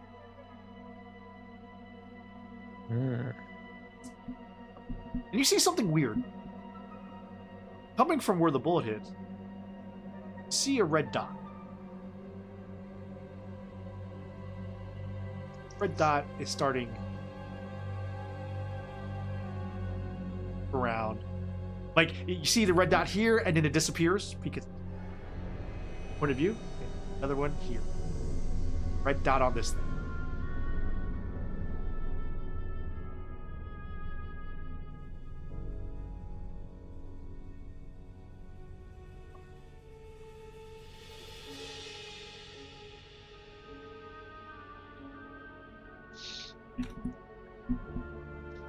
Do I have my sniper on me? Yes, you do. Mm. What's its name? My sniper doesn't have a name. Oh, you're one of those. Oh shit. Okay, business as you. Okay. Mhm. Business, yeah. This is my rifle. There's a lot of rifles, but only one like mine. So I'm gonna just whisper to myself like, "Got you now, asshole." And I am going to. I mean, I know the general area, so now I got my scope, just Yeah. kind of like scanning. Yeah. See if I can find them. You tell yourself, And I can hit that. I can make that shot. Oh, you just tell yourself, I can make that shot. Back in my window, and 20 miles an hour. and Throwing glass in the And- air. so Six one thing shots you know about one time. one thing you know about Silas, he's got regular sniper bullets like any other military man, but he has 12 bullets that were given to him from his commanding officer, who was also a man of God, and he calls these his apostle bullets, and he only saves them for special occasions. Okay. So he's gonna pull one out and load it into the sniper. And as he's doing so, he's whispering to himself, "The Lord thundered in the heavens, and the highest gave his voice. And he sent his arrows and scattered them." And as he's doing that, He's locked on and he's ready to take a shot. Okay. Roman mentality to see if you're locked in. Get your breathing right. D100. You are locked the fuck. That's a third. Yeah, you are locked in. Oh, no, you said that was a 20. Do you want me to do 100? You said. Don't worry about it. Okay. You're locked in, bro. I rolled before you said 100. Yeah, it's okay. No, you're locked in. That's a 25-point difference right there. This is just like your. Would it be safe to say that in childhood that you used to hunt on a farm, something like you shot stuff, or how did you come to be? Yeah. Okay. Hunted. This is like hunting back in your childhood, except unfortunately it has to be a human.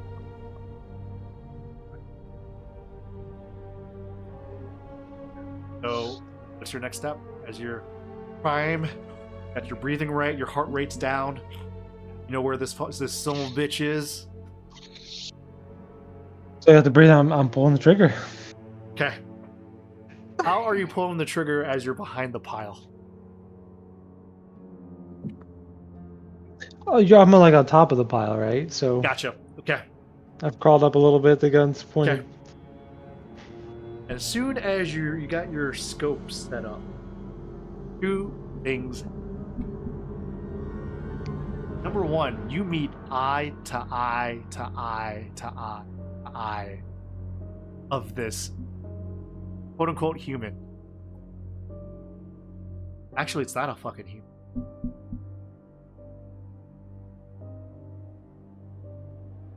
Snakes on this person's head. She's holding a gun that you never see.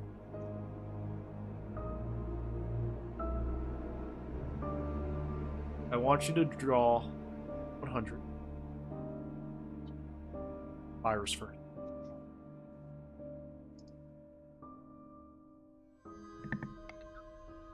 Oh, I thought that was just 0. I was like, hell yeah. That was at the same time, by the way. So we drew. I basically wrote the same, and all of a sudden you hear 2 bullets, one from your gun and one from hers.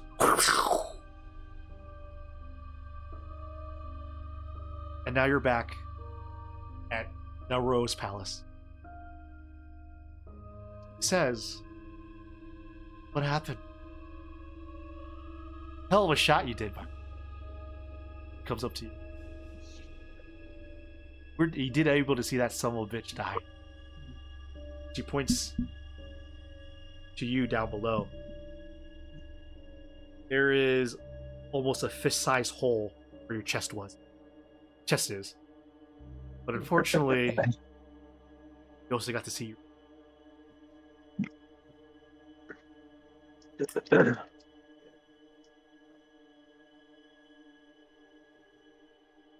Finger snap. And you see something shining. What if you join me? I got plenty, son of a bitch. That needs hunting. Your expertise. This one's right up your alley. We're going back to if you choose. I can explain more what your other. Yep, sorry. Who are you again? I am Nero. I am the Fate Binder. I am, how do you say, the protector of time and realm and fate. And it seems like things need to be fixed because there are things that are not supposed to be there this time. You read The Hobbit, right? I know you read The Hobbit. I saw you read The Hobbit. Yeah. They're not supposed to exist. Yet, at least in your timeline. And she kind of puts a nice warm shoulder and kind of picks you up a little. Let's watch your friend here. I guess hope your new friend. You're gonna love him, by the way. His name is Cruel. Go watch. Get to see. Cruel. You see.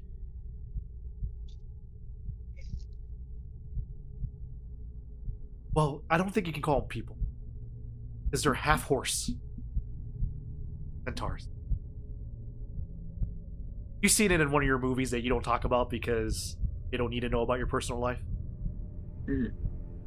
But these centaurs are. And yet they're wearing on the top police uniforms. Hey boys, looks like we got ourselves a feisty one.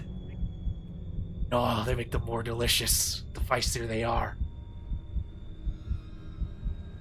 Slowly start to walk towards you. Your boys are shaking a little bit. It's like, we got you, boss. We got you. I guess the guy you socked in the mouth, bubbling.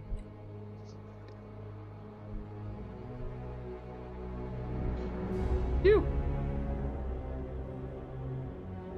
I put the last kiss. I kind of poke it on the gentleman. We've kind of got hostages, like chin neck area. Okay.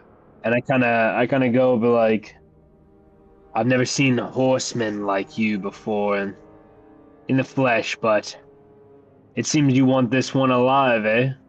Dead, Well, alive, doesn't matter. oh, This is our dinner Doesn't- table. doesn't matter then. Does not.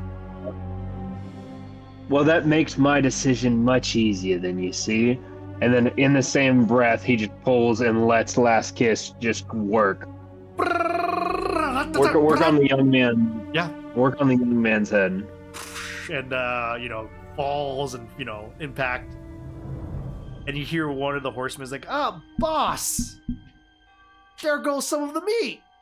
Nah, we got 4 others. Lively ones. They don't even bat an eye. This doesn't faze them at all.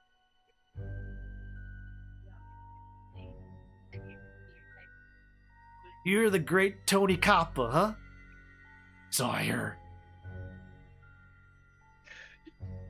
Only my closest crew, brothers, etc., call me Tony Coppa. But to you, I think Mr. Cruel is a little bit more fitting, eh? If you read part of the books, yes. We love legends. We actually eat legends. The most delicious things in.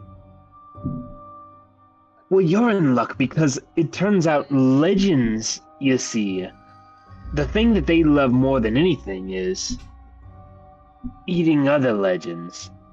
And you're half horse, and well, me and my boys have never had half horse, you see. So Hey, I'm boss, wondering. I don't think they're not delicious, boss. They're pretty. One of them pipes up. It's the one that goes that was told to shut up earlier. It's the rookie. Sonny, shut the fuck up when I'm talking to the half horses, okay? They don't understand human speak, you see? He puts his little Newsies cap onto his chest. Sorry, sir. Sorry. It's quiet. Johnny, you're gonna get a talking to after this, but it's not, I can't even fucking deal with this right now. I'm so sorry for the interruption. You were just trying to intimidate me, and the thing is, you see, I stare the devil in the mouth every single night. So, a couple, horse stousers that are in my area, well,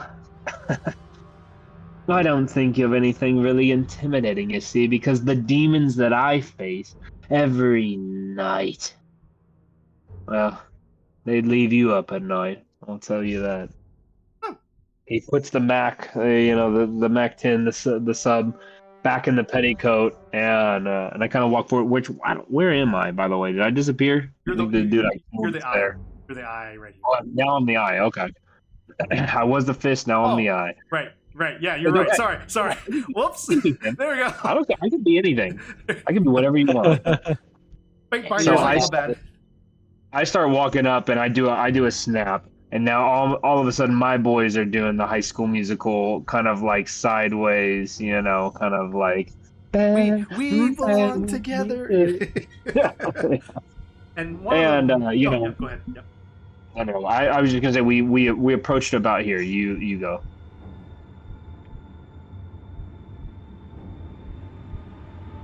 One of them go. Oh, Tough guy, huh? Staring the devil in the face. I love. Don't worry. I'll show you what devils look like. One of them turned. Starts chewing left side. And then the right one comes in and is willingly getting eaten by the middle one too. Starts eating and eating everyone. Blood everywhere. Starts to turn full. Now, this is not indicative. Take this how it is. See him start to go on his hind legs.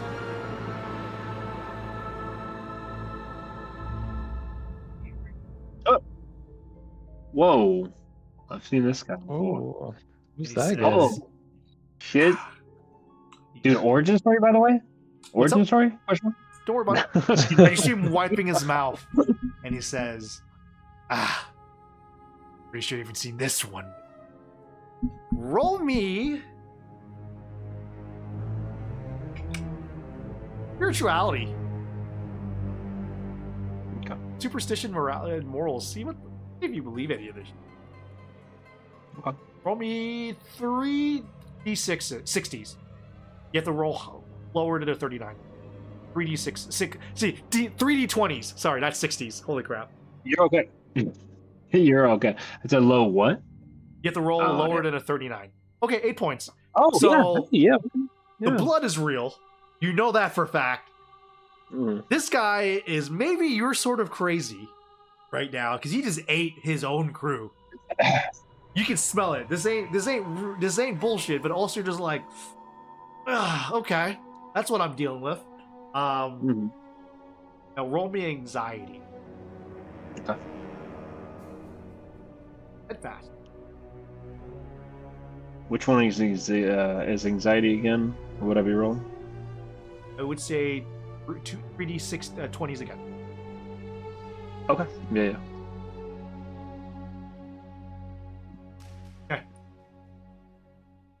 It's like you're my type of crazy. 4 points you Mhm. lowered underneath, you're good. Crazy, yes. This guy eats his own people. I have never seen this dude before. I only seen him in the movies before. But also, you're kind of fascinated about this. Mhm. That you're seeing Yeah.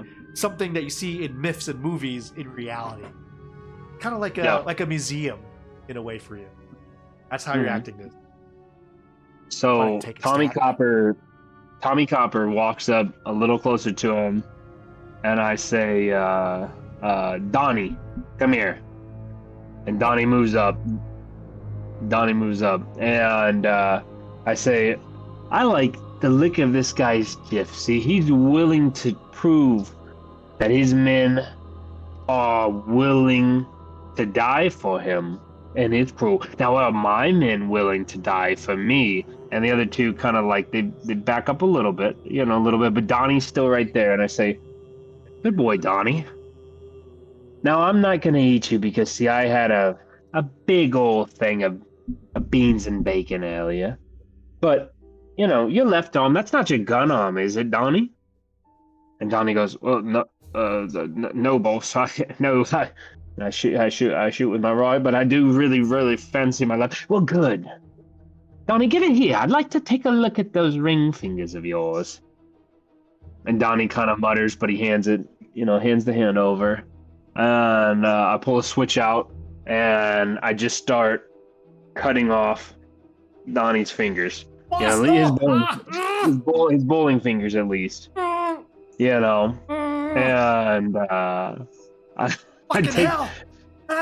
I take off three of his 5 on his left hand, and all while maintaining eye contact with this creature.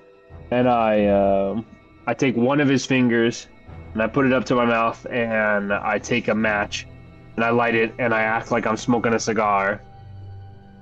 And I'm just making eye contact with him, and it's like, you and me, I think we've got a little bit more in common than we might believe. Demon in front of you does the Joker clapping thing with his hands out, right? And he says, We may have some business to discuss, but that might be another time.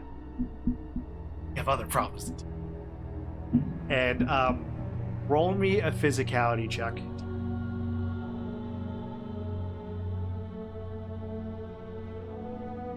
$38. A little bit higher. Maybe it is because not how psycho you are, but how steadfast you are in your own belief. That to the fact that not even a zealot or fanatic is that into their beliefs. No one has that sort of trust in themselves. To the point where it can disillusion everyone. And maybe put a lot of fear. Fear is a sort of defense to survive. And maybe cutting the fingers off was part of that trigger. All of a sudden, you a couple of knives stuck to your back. It's your boys stabbed you. And they have looks of shaking and fear of you. The problem of you being a leader, finding someone who can follow you through hell and back, and maybe stay with you in hell. You have yet to find. But as you feel the warmth and the fire back, pause. I'll give you one action. What would you like to do? So, Mr. Cruel turns around and looks at the two, because it wasn't Donnie, that I cut the fingers off. It was the other two. Is that correct? Yes. So I'm now just addressing them. I'm completely non-concerned with the giant. You're still in horse control. beast. You've always been in control, right?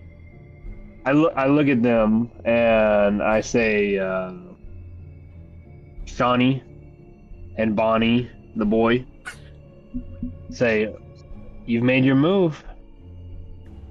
Just remember, Mr. Cruel doesn't forgive. And I pull both the knives out of the back of my back. And I don't attack. But I just pull them back while making eye contact with both of them. You see fear deep rooted. Like you're not sure if it's because, and you don't even care. You're not sure if it's because of what they did or that fucking devil. You can speak. One of them kind of mutters, like he's the devil, and I say, "Oh, you're wrong about that. I'm the one they call to kill the devil." And I start laughing. The one who calls to kill the Baba Yaga. And they start running from the laughter. No relation. Yeah, no relation. And they run away. The last I still have a see, dog and a car. Yeah. The last thing you see before you fade to black is the look on the Donnie, the one that you cut. Mm-hmm. And you see this look of just disdain. You will forever remember that face. It's a look of just disdain and contempt. You don't know how long he had that look. Fuck.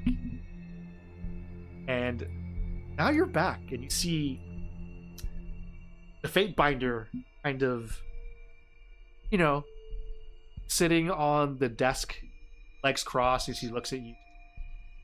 Tragic tale. I'm sorry about that.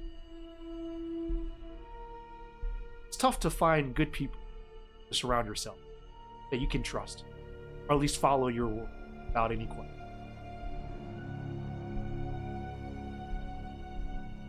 It's tough, but tomorrow brings new opportunities, huh? Like this. How do you like an opportunity to wreck shit, so to speak? Get some stuff in it for yourself. No taxes, of course, because I don't collect. Maybe do some good, maybe do some evil. Maybe you find someone on a beat on. How does that sound? Love, you had me at complete and utter violence, and if there's some If there's some swig along the way, well, count me in.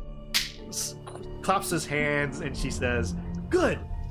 Silas, Mr. Cruel, Silas, get to know each other. But before we do, and before I send, you see the portal behind her starts to rev up like a Stargate. Let's go check on our foreign friend here."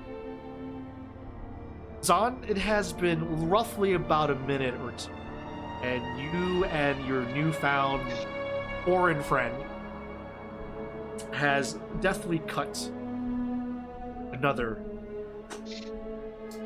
See this other wolf now, kind of cowering. We're almost done, by the way. Another like 10 minutes or so. Cowering in fear.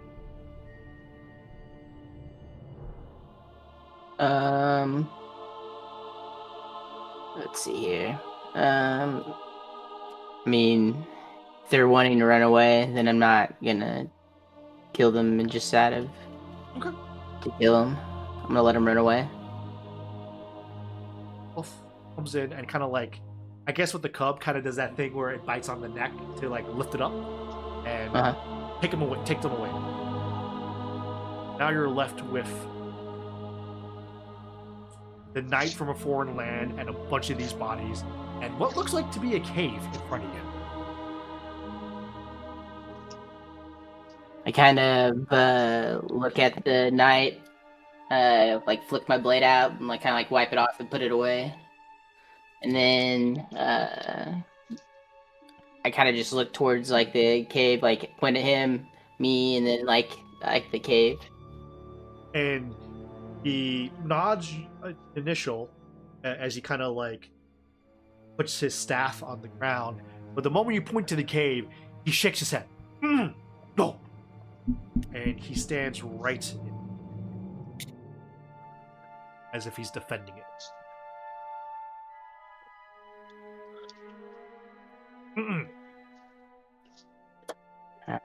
Let's see here. Is there any reason why you don't want me to go inside the cave? You wanna give me a hint here? Can I buy a vow? I would say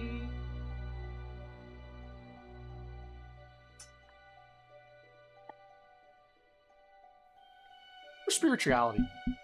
Roll me 2d20s. You have to roll lower than a 28. Okay, 16, 12. You did not pay attention and you did not really care about his back, Ross, until now. Now that there's no battle.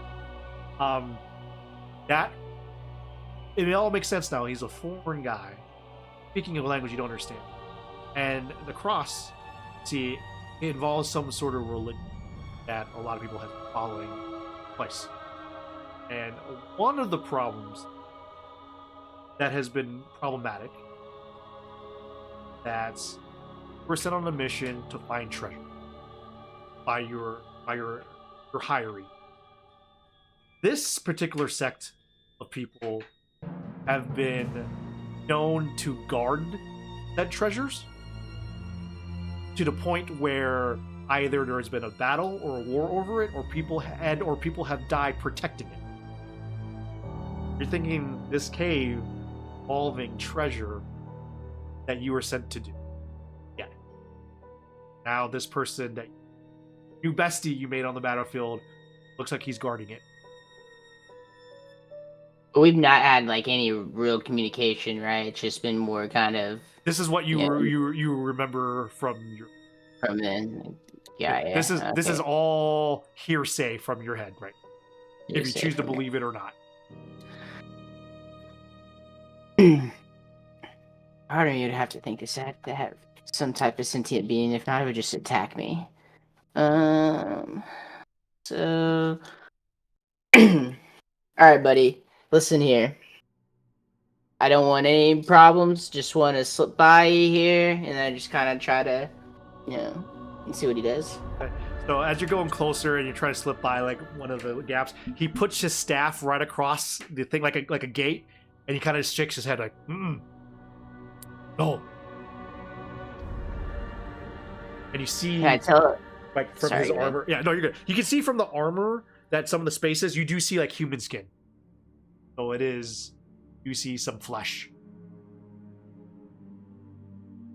So can I tell if he's doing this to like protect me from going in there, or more like protecting it as in like it's his, his job? Like, does that make sense? If you want to roll for it, you can roll mentality. If you want to try to actually logically see it, or you're just going to go based on, up to you to decide. I'd like to do this. What if I did like reaction, or like a gut reaction to how I felt when I saw the guy? Sure, I'll allow that. You can do reaction. 35.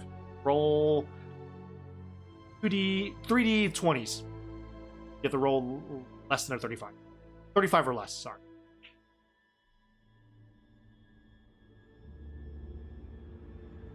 You are thinking that he is, based on his nature, hasn't done anything wrong. It looks like he's been trying to say, hey, you want to partner up? It looks like he's doing this to protect you from. He's not preventing you. You have met some people that are defending to protect something in a certain area, and they are much more meaner than this. It looks like he's preventing you from going in because he is trying to save you from. What can I do to help? What can we do to solve the situation? Because one thing here has to change, man. You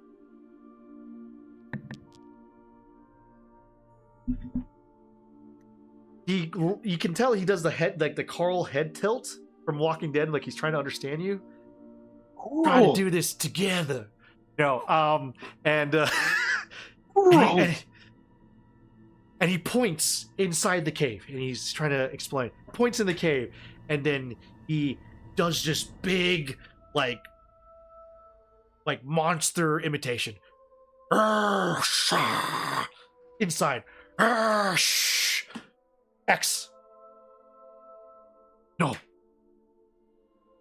And he kind of points to the tree here.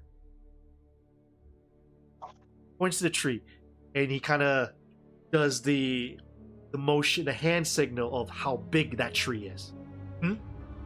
Tree. And then he points inside the cave, and he does that same measuring motion like 4 or 5 times more. Trying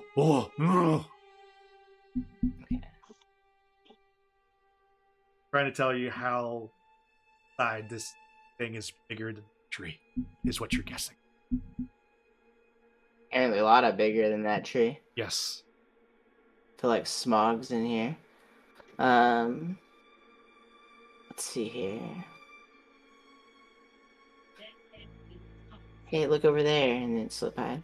I mean, have you tried it?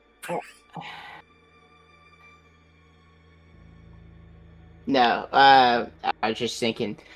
So, all right, here. So, here's the thing. You're big and strong. I'm really good. What's going to happen is we're going to go in there together. I'm going to get my prize. You need to tell me how to fix your problems, and everybody wins. Sound good? Good. And then basically I'm going to walk up to him he doesn't have, it was like rhetorical. Yeah. He sees the intent in your eye. What you want. Hear him sigh. Lifts the miniature gate that he and he steps aside.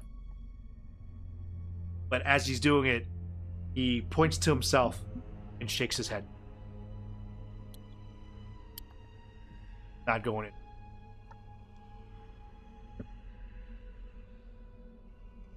Huh? Alright, man. No worries there. Stay on the lookout here. If you hear anybody, my safe word's pineapple, and just let me know. Heading on in. And then you do like the buddy tap to his chest. Thanks, bro. You just walk on in. Yep. So as you walk in, you smell immediately like sulfur, blood. But also, as you're walking, you hear the sound of coins as you're... Like, this place is stacked. Even though it's dark, you can... Oh, like metal and coins. And then the last thing you remember is two things. See bright fire. It's coming at you.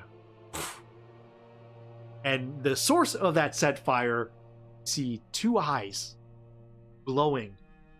You can tell by the base of its, like it's the way it's staring at you, just hatred. And those eyes looks like the eyes of trees. And next thing you know, back sitting on your chair, and you see the Fate Binder kind of flashing her robe to like cool you down. You are smoking. Sir Sunsui, sorry you had to relive that hot moment. Turns to the other two, waiting for a laugh. Of crowd. Okay, here's the deal, Sunsui. I need you. And unfortunately, legends have so, and she actually shows you a book that is translated in Japanese, Legend of Sunsui. It has a drawn picture of you.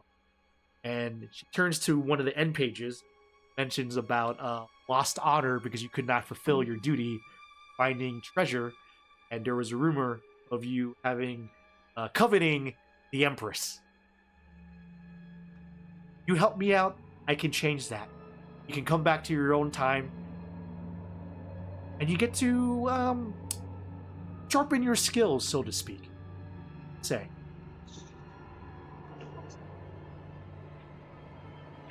What do you get out of it? Me? I get to bring this back to reality. And she points to the other two. They already dealt with what's that term, Mr. Love? Bullshit? Yeah? Drinks and beans? Yeah. By the way, they're speaking in a language that technically you don't understand, but you understand everything. Oh, that's my magic. I know you're from. She kind of does like sort of like the pseudo racist, like Japan, like overly pronunciated the way. He's from Japan, but they can understand you. You can understand them. I just need someone to clean up this world because someone decided to mess with the timeline and is trying to reset it. So here I am trying to bring back to reality. What do you say? You get your honor, you get treasure, you get the girl. Sounds fun to me. I ain't got nothing better to do. Okay. Well, and she reviews herself. You take and you see red dark hair and a crown. I'm the Fate Binder. Call me Elefa. Whatever. No problem. But please take a step inside that portal. And as you go through the portal, I'll tell you what's your first mission. Guys, step in. This is the last 3 minutes. Or any questions before you step in. She's not even giving you a choice at this point. Sorry. She was... Yeah, any questions before you step in? Sorry, I should have said that more. No, I'm ready to rumble. Okay. You step in. Stargate. Mm-hmm. Anyone else? Oh, sorry, yeah, no, heading straight that direction. I'm in it for the fun. Yeah. Silas?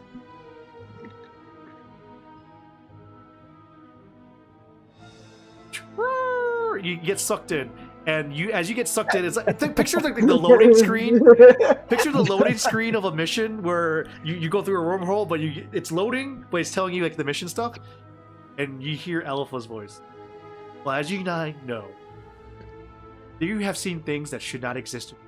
You can thank a certain seeker to blame for that. I'm trying to fix this, and the way to fix this, well.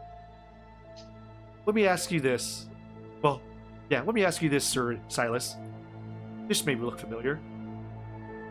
You see guys at a full village, and you're in front of a European town. You're at a Castle Doom, Silas. Yes, the same Castle Doom that was told of where nefarious things have happened for the enemies. And you've heard that they're trying to build a secret weapon. Fortunately, Silas, that nightmare came true. They have built something called War Machine. And you see this, and it's and basically you guys are floating down, and you see this from the bird's eye view. You see this big ass tank that doesn't look anything human, rolling around. And if you zoom out, take a look to the right. This is what it looks like. And you see internal, you see brimstone and fire from inside guzzling. You hear 1,000 souls screaming. Yeah, do that. So yeah, that's what it looks like. And you see, it looks like a tail that's like actually a horn, and you see teeth. It's like a breathing machine. Now, the enemy should never had this technology. Ever. Somehow, Seeker messed up and has brought it to your... See a couple like walking skeletons in uniform of the enemy in patrols. A couple snipers. By the way, and then all of a sudden you see her say, so you choose to succeed in this mission, you need to get inside. You need to infiltrate, go to Mount Castle Dude, and you have to kill or interrogate General Bromheimer. And you see the general, like almost zoomed in uniform, but half his face is missing. Behind, you see a flaming skull. General Bromheimer was one of the top 10 targets that you were posed to assassinate and snipe, Silas. He was your last one. You never got to him because, unfortunately, a Medusa shot a hole through you. You are, and points out, zooms in to the right. See the tank go inside this barracks. On top of the barracks, see a flying ship doing its little mini patrols before it goes back down. Your job is 2 things. Assassinate Bromheimer, interrogate what he needs to know, need to destroy this entire building of the barracks. And if it comes to life, destroy the infernal war machine. Welcome to war, ladies and gentlemen. And that is going to be another one shot for a future time.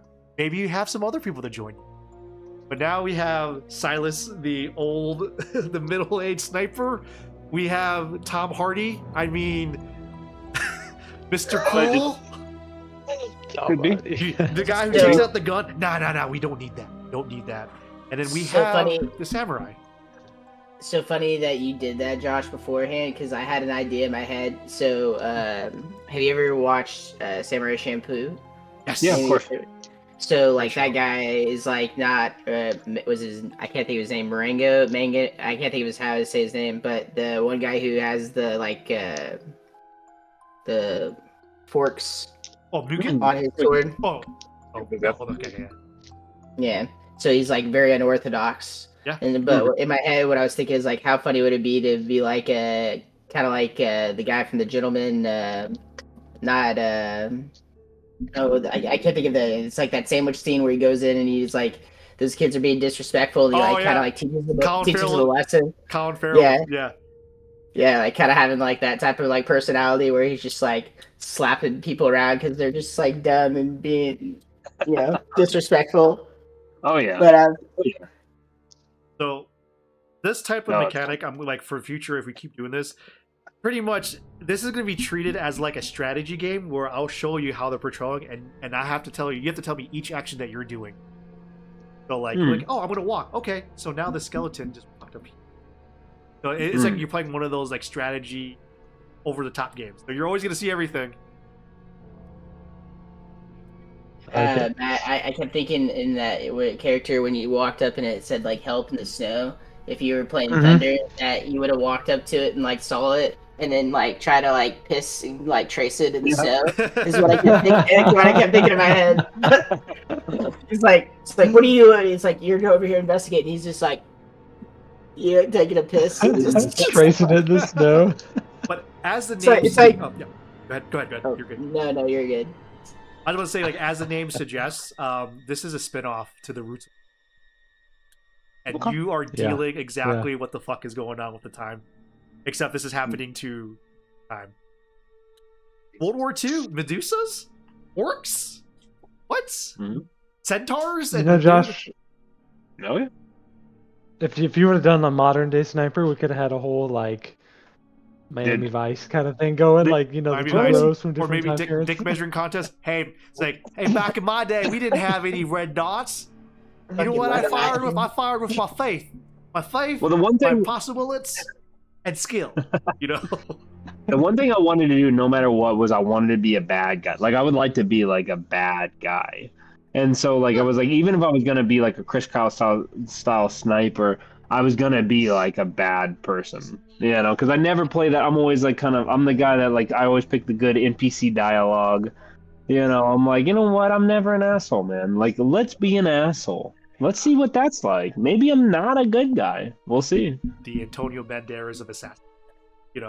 Hey, We'll see. it is a good. It's fun to play like that. Sorry it took a Yeah. while. Yeah, neutral, chaotic evil. You know? Yeah. No. And here's the thing too. I know a lot of people will try to stray away from DM. I'm a chaotic evil people. I'm more of like, you make like, you want to do it, let's have some fun, let's see how it is. Because I think You can roll for it. yeah, most of the times people are trying to be like, what's the good? And I understand that. But also, this is a game. You know, if you want to play evil, let's play that. And I like doing the whole like, pretend that you're all evil in a good world. How does that work? And I'm perfectly fine DMing that. So I'm not going to question your belief 100%. systems. It's just, and Well, 100%. And I mean, I think truly evil people can also be like an enemy of my enemy type thing, right? Enemy of my enemy is a friend. So it's like there's ways, I think, for it to work fluid, potentially, at least, or maybe it won't. You know, maybe Well, I it's mean, going to be awful. Like, I think a lot of times in those things, is it like that character fighting against like the whole party just for no reason? Like, are you actually trying to like progress the story with like having a flaw in your character? Because that makes sense. Right. Yeah. Yeah. We'll see. We'll see how deep Mr. Copper is. You know, maybe he's not. Maybe he sucks. We don't know. Right now, I'm he so seems pretty happy. fearless. I'm so happy you I know. guys tested it out. I'm so happy as well that tarot cards was actually helpful. Yeah. And I was like, No, the it's super- world's like, I this was random, by the way. I did not search for anything. It's just heads Yeah. down, the world, the temperance, and the empress. Yeah, you never asked me anything about my character other than just like the timeline, you know? Yep. Yeah. Because this good. is more of like a story driven, so you have to be creative, and then I'll Oh, send yeah. you, and pretty much you're gonna get missions. Yeah. I don't know the next time we're gonna do this, but pretty much when it happens, good luck. I got it saved. I got my character saved in a note, so And ever. Yep. let me know too, because I think I'm like, when I'm looking at it, some of the numbers are kind of weird. So if you have any feedback for me, I can definitely change it. This is the one that came out of my head about like 45 and 50, like rolling for it. So we can always fine tune that. I know In it's a terms of lot the that. numbers, this felt like very, I mean, for me, it felt very fluid in terms of like everything. It felt like, and maybe intentionally so, or maybe that's just the style of it, but it felt like it felt like it was like less stakes than like normal D&D type rolling. Mhm. And I don't know if that's just like the point or whatever, but it felt good. Yeah. No, I agree with that too, though. But like, I think if you're able to figure out like the easiest way, and not that you didn't do it, but I've obviously played some D&D and stuff before, like, because I think this would be an easier way for people to get introduced to it. To be Yes. honest with you, because To like Mhm. more on the There's- role playing there's- aspect. there's Of it. more Absolutely. freedom. Yeah, it's more freedom to it's like, okay, it's like literally like, what do you want to do? And it's not just like one thing. You stop, then you move on. Yep. Yeah, because I think a lot of people get like, I mean, me specifically, like when I'm introducing to tabletop, like there's like too many fucking options, right? And it's like, what does it all mean? Yeah. How does it impact my character? And like, you know, you always have like an original idea for your character. So I think this is like a really nice, like, You got a baseline idea for your character, then let's break it up into these very easy to kind of monitor things. It I think kind of it's made me think of Betrayal and House of the Hill. yeah. And like Yeah. that mechanic. That's where part of it where I had like the, your physical attributes could be strength for speed or the mental. So that's where I got that from. So that was definitely part of that thing where you share your stats. Well, and in my head, because Zoro was kind of the personality type, in one of my head, I was like, well, he doesn't really think a whole lot about anything other than like drinking sake and being the best swordsman in the world. Yeah. So like he doesn't. He's like, oh, you want to fight? Okay. And I'm gonna take a nap over here. And that's the other thing too that you did so well on, and I like to promote. Like, if I ask you, hey, I'm gonna have you roll for this, he's like, he sucks at that. Can I just do this instead? And you justify like my reaction. I want to use my gut reaction instead of my emotion. Yeah. And that's something too that I want you guys to promote. Where if you feel like I'm gonna suck at this, justify it. Tell me like, no, he wouldn't do this. I'm gonna do this instead. Yeah. Yeah, and I think with the parameters that you've set, it makes it a little easier to do like things like that.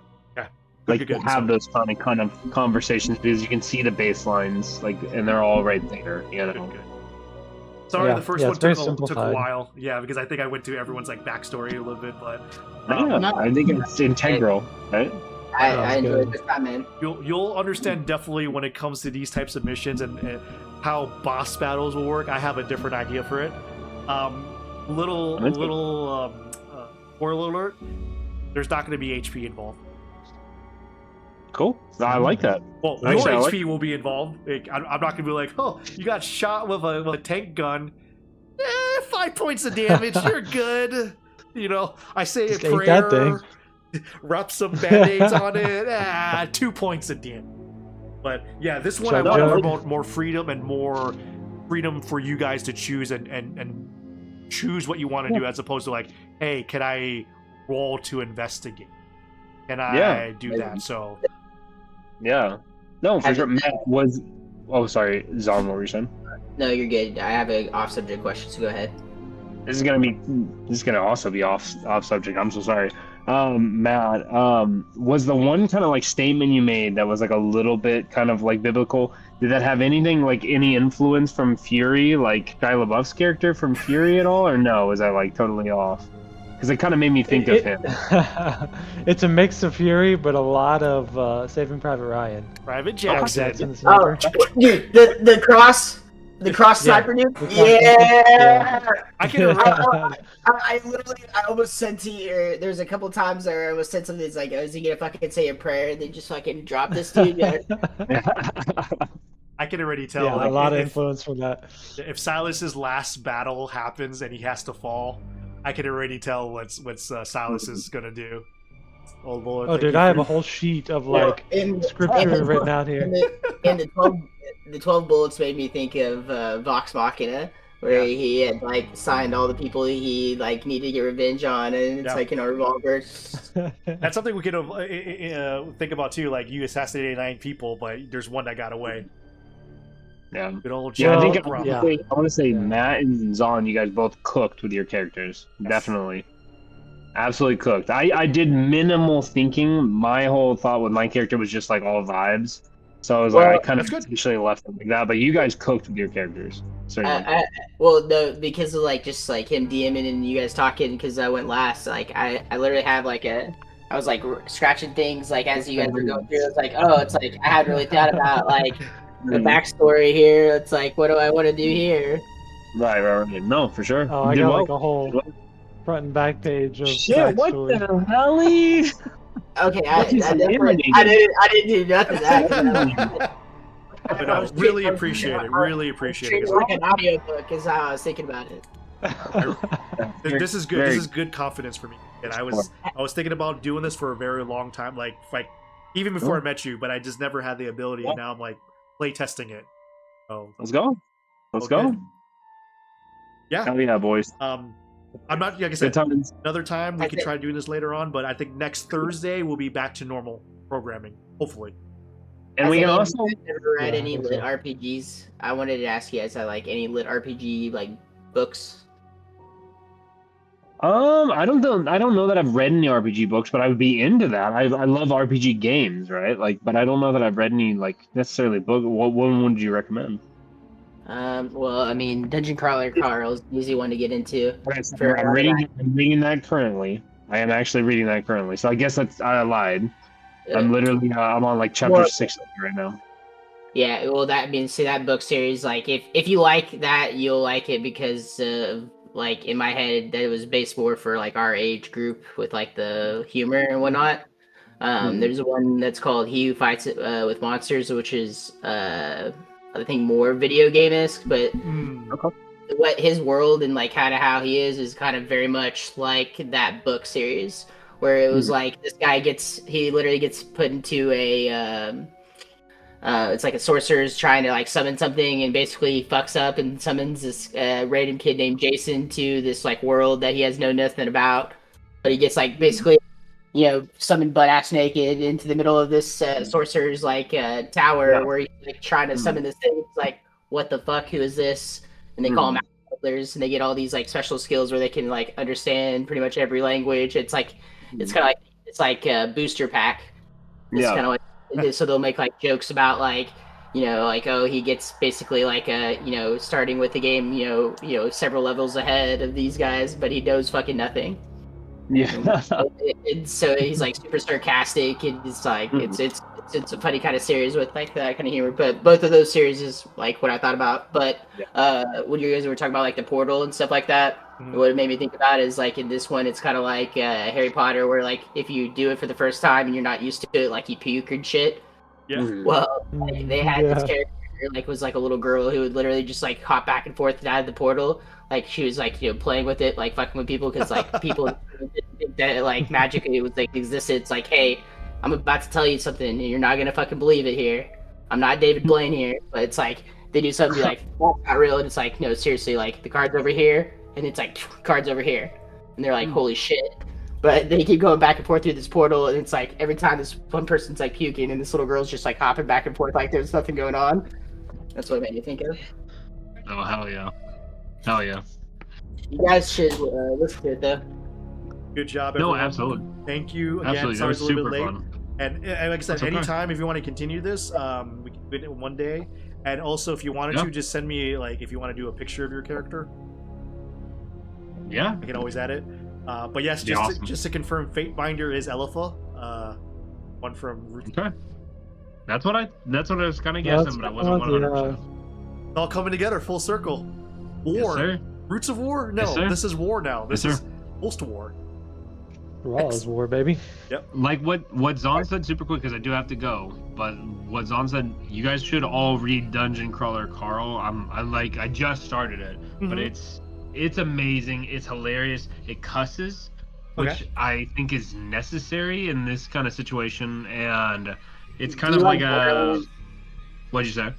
It's a lot like Borderlands in some aspects with like the humor of like Claptrap, because you hear like the AI system, which is like super funny. They have like some like fetish stuff on there where it's like, you smush somebody with your sexy toes, you dirty boy.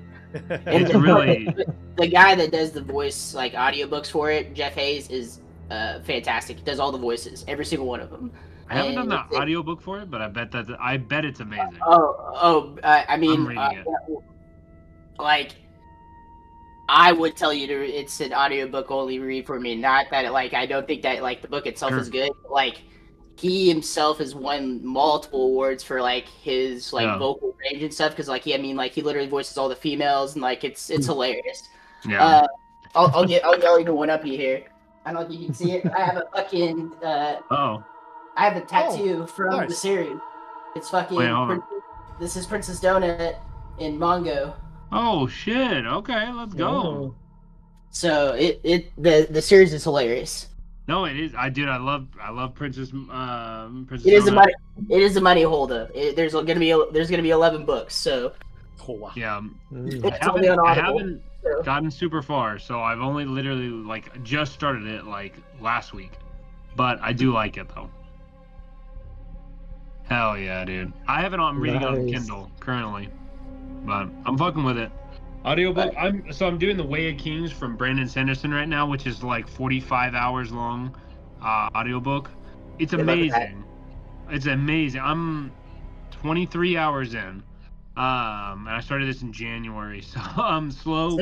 I'm slow. Some of those are just so heavy fantasy. They're hard, like especially if you're. I mean, I would say reading or listening to them, but like heavy fantasy, listening to them because that's all I can do for me is. Yeah. Like, they had like every name basically sounds like it's a foreign language, and obviously you're not getting subtitles when you're listening to it. It's insane. But see, the thing I did, so I read all of Brandon Sanderson. If you guys don't like reading, I would suggest like Brandon Sanderson's Secret Projects because they're like smaller and they're like kind of sci-fi-ish, but they're very good. They're very, very good. Trust in the Emerald Sea was really good. Yeah. Oh yeah. I mean, he has a shitload of amazing books. Yumi and the Nightmare Painter was my first book of his that I ever read. It was like inspired by Final Fantasy, I want to say like 12. But it's amazing. But his world building skills are like top fucking notch. So I read a lot of his smaller novels and novelettes, and that's made it like understandable. Yeah, I haven't dove into him because it's kind of a little bit not necessarily intimidating. It's daunting. Some of his big series, like everybody's like, oh my god, they're so good. They're it's in like an 8-book, 10-book, whatever commitment. Right. But like I said, I did like Tress of the Emerald Sea. Yeah, I read Tress a is lot. amazing. The big thing with kind of Princess Bride vibe, you know. I don't read as much fantasy though. I've been like I like a lot of thrillers. Oh yeah. That in thrillers are amazing. Have you ever heard of S.A. Cosby? Yeah. Oh yeah, absolutely. Oh my god, he's so freaking good. I'm finishing up. It's what was I'm trying to think of this one here. Was it My Darkest Prayer? Okay. It's really, really good. Are you on Goodreads on? Yeah. Okay. I'll tell you this: if you like more like statistics and that kind of stuff, so like you can do stuff like pages read, things along those lines. There's an app called Storygraph. It's way better than Goodreads. Okay. It's literally easier to navigate, and you get better like stats for yourself. Okay. Well, I'll have to check that out. I haven't checked it out. Matt, do you like to read? Noel, do you like to read? I'm starting to get into it because I'm getting some. I was never much of a reader, but I always wanted to get into it. And it definitely helps me. Sure. Starting with the basics first, but hopefully by the end of the year, I'll start getting the swing of things and to play. Yeah. I tend to watch stuff more than read. Sure. I read sometimes. I read a lot of nonfiction mostly, though. Yeah. I mean, that's Lightning Rains, Thunder Rains. Yeah, I heard there. Wait, no, I got you. Yeah. Have you ever heard of a book called Sword of Kagan? What's it called? What was that? Sword of Kagan, M.L. Wong. I don't think I have. That would be one that like for the type of books and stuff that you read. It's it to me has the best female character that I've ever read. Yeah. Really badass female, like used to be a badass swordsman, but basically gets like married off like a normal Chinese family would, and like her husband doesn't understand like how badass she actually is. Yeah. Cool. It's a Mulan shit, eh? Kind of, yeah. What I found about reading is, and this is the last thing I'm going to say, and then I have to leave. But last year, I set a goal for reading 20 books because I hadn't read a book or audiobook since, like, and I mean, there wasn't audiobooks then, really, but that I'm aware of at least. But like since high school, like I hadn't read anything for fun since high school, and I was like, I'm going to read 20 books, which was like a pretty big goal out of like not reading anything. Yeah. But that's been an amazing thing for me mentally. So if you ever are curious about doing it, I would suggest, there's no rush. Pick a book that you've already read before or something like that. Just read something, read it before bed a little bit. It's a great dude. Yeah. The feeling that you get when you read before bed is like, it's better than the best box wine that I've ever had. You know what I mean? It's top fucking shelf. I don't know, man. Slapping that box wine is pretty good. Oh, brother, trust me, it's good. Reading a book before bed though, it's crazy. I used to be It's great. somebody that didn't read at all, and then my wife basically got me into like the audiobooks. But Yeah, what yeah. allows me to do that is that like I'd always be listening to like podcasts Sure. or listening to music when I was doing anything. Yeah. So now all I'm doing is listening to like my audiobook. Like Yeah. I'm literally like half the time at work now, just sitting in the back of this lab, just sitting there, just listening to my audiobook as I'm just processing these samples, coming through and shit. It's like. Yeah. Dude, I'm going on a run. And I'm hearing people get killed in medieval fucking England. You know what I mean? Like it's amazing. It's incredible. Yeah, I'm on my I'm on book number 25 Oh, this let's year. go. Of this year? This year. It's on your Holy cooking. shit. You're on cooking. Well, I'm still absolutely. technically. I started talking shit to my wife because at the beginning of the year, like my book, or she wanted probably 200 books or something last year, Oh and my god. at the beginning of January, I think because she was giving me like a compliment or something, like, because I was like, hey, I broke my goal, and she's like, what was that? And I said 70 because I think I ended up reading like 80 total last year, and Wow. this Better than me. like coming January, I think I got a book like day one, like I was reading one and finished it on the first, so I was like, oh, I'm already up one. And I said, I'm gonna try to beat you in January, like that's my goal, just to beat you in 1 month. And then it turned into like me actually being like, where I go. And then I was like, I asked her, I was like, hey, I read like almost 12 books like in 1 month or whatever. And I said, where's this, like, you have to be starting to like double me up here at some point in time, because you read like 220 books last year. Like, like my pace is right around 100 120. If I keep this pace, it's not gonna happen, because I know there's gonna be time frames where it's not feasible. Yeah, not feasible at all. Then, yeah. That's amazing. But I'll give you guys book recommendations any day. Let me know. Oh yeah, 100%.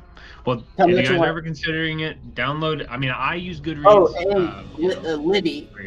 If you guys don't want to spend the money, Libby is basically an app that you get. All you have to do is get a library card wherever you're at, and you attach it, and you can get either ebooks and or free audiobooks. Like literally, have not and will not pay for any books. Yeah, and you get it for like 21 days. So you get it for a while. Yeah, you get them for a good enough to read any book. I promise you that.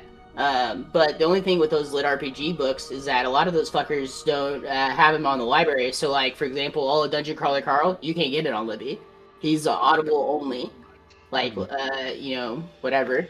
So it's like. But you can also, if you have Amazon Prime, I bought Dungeon for like $4.99. So on Kindle.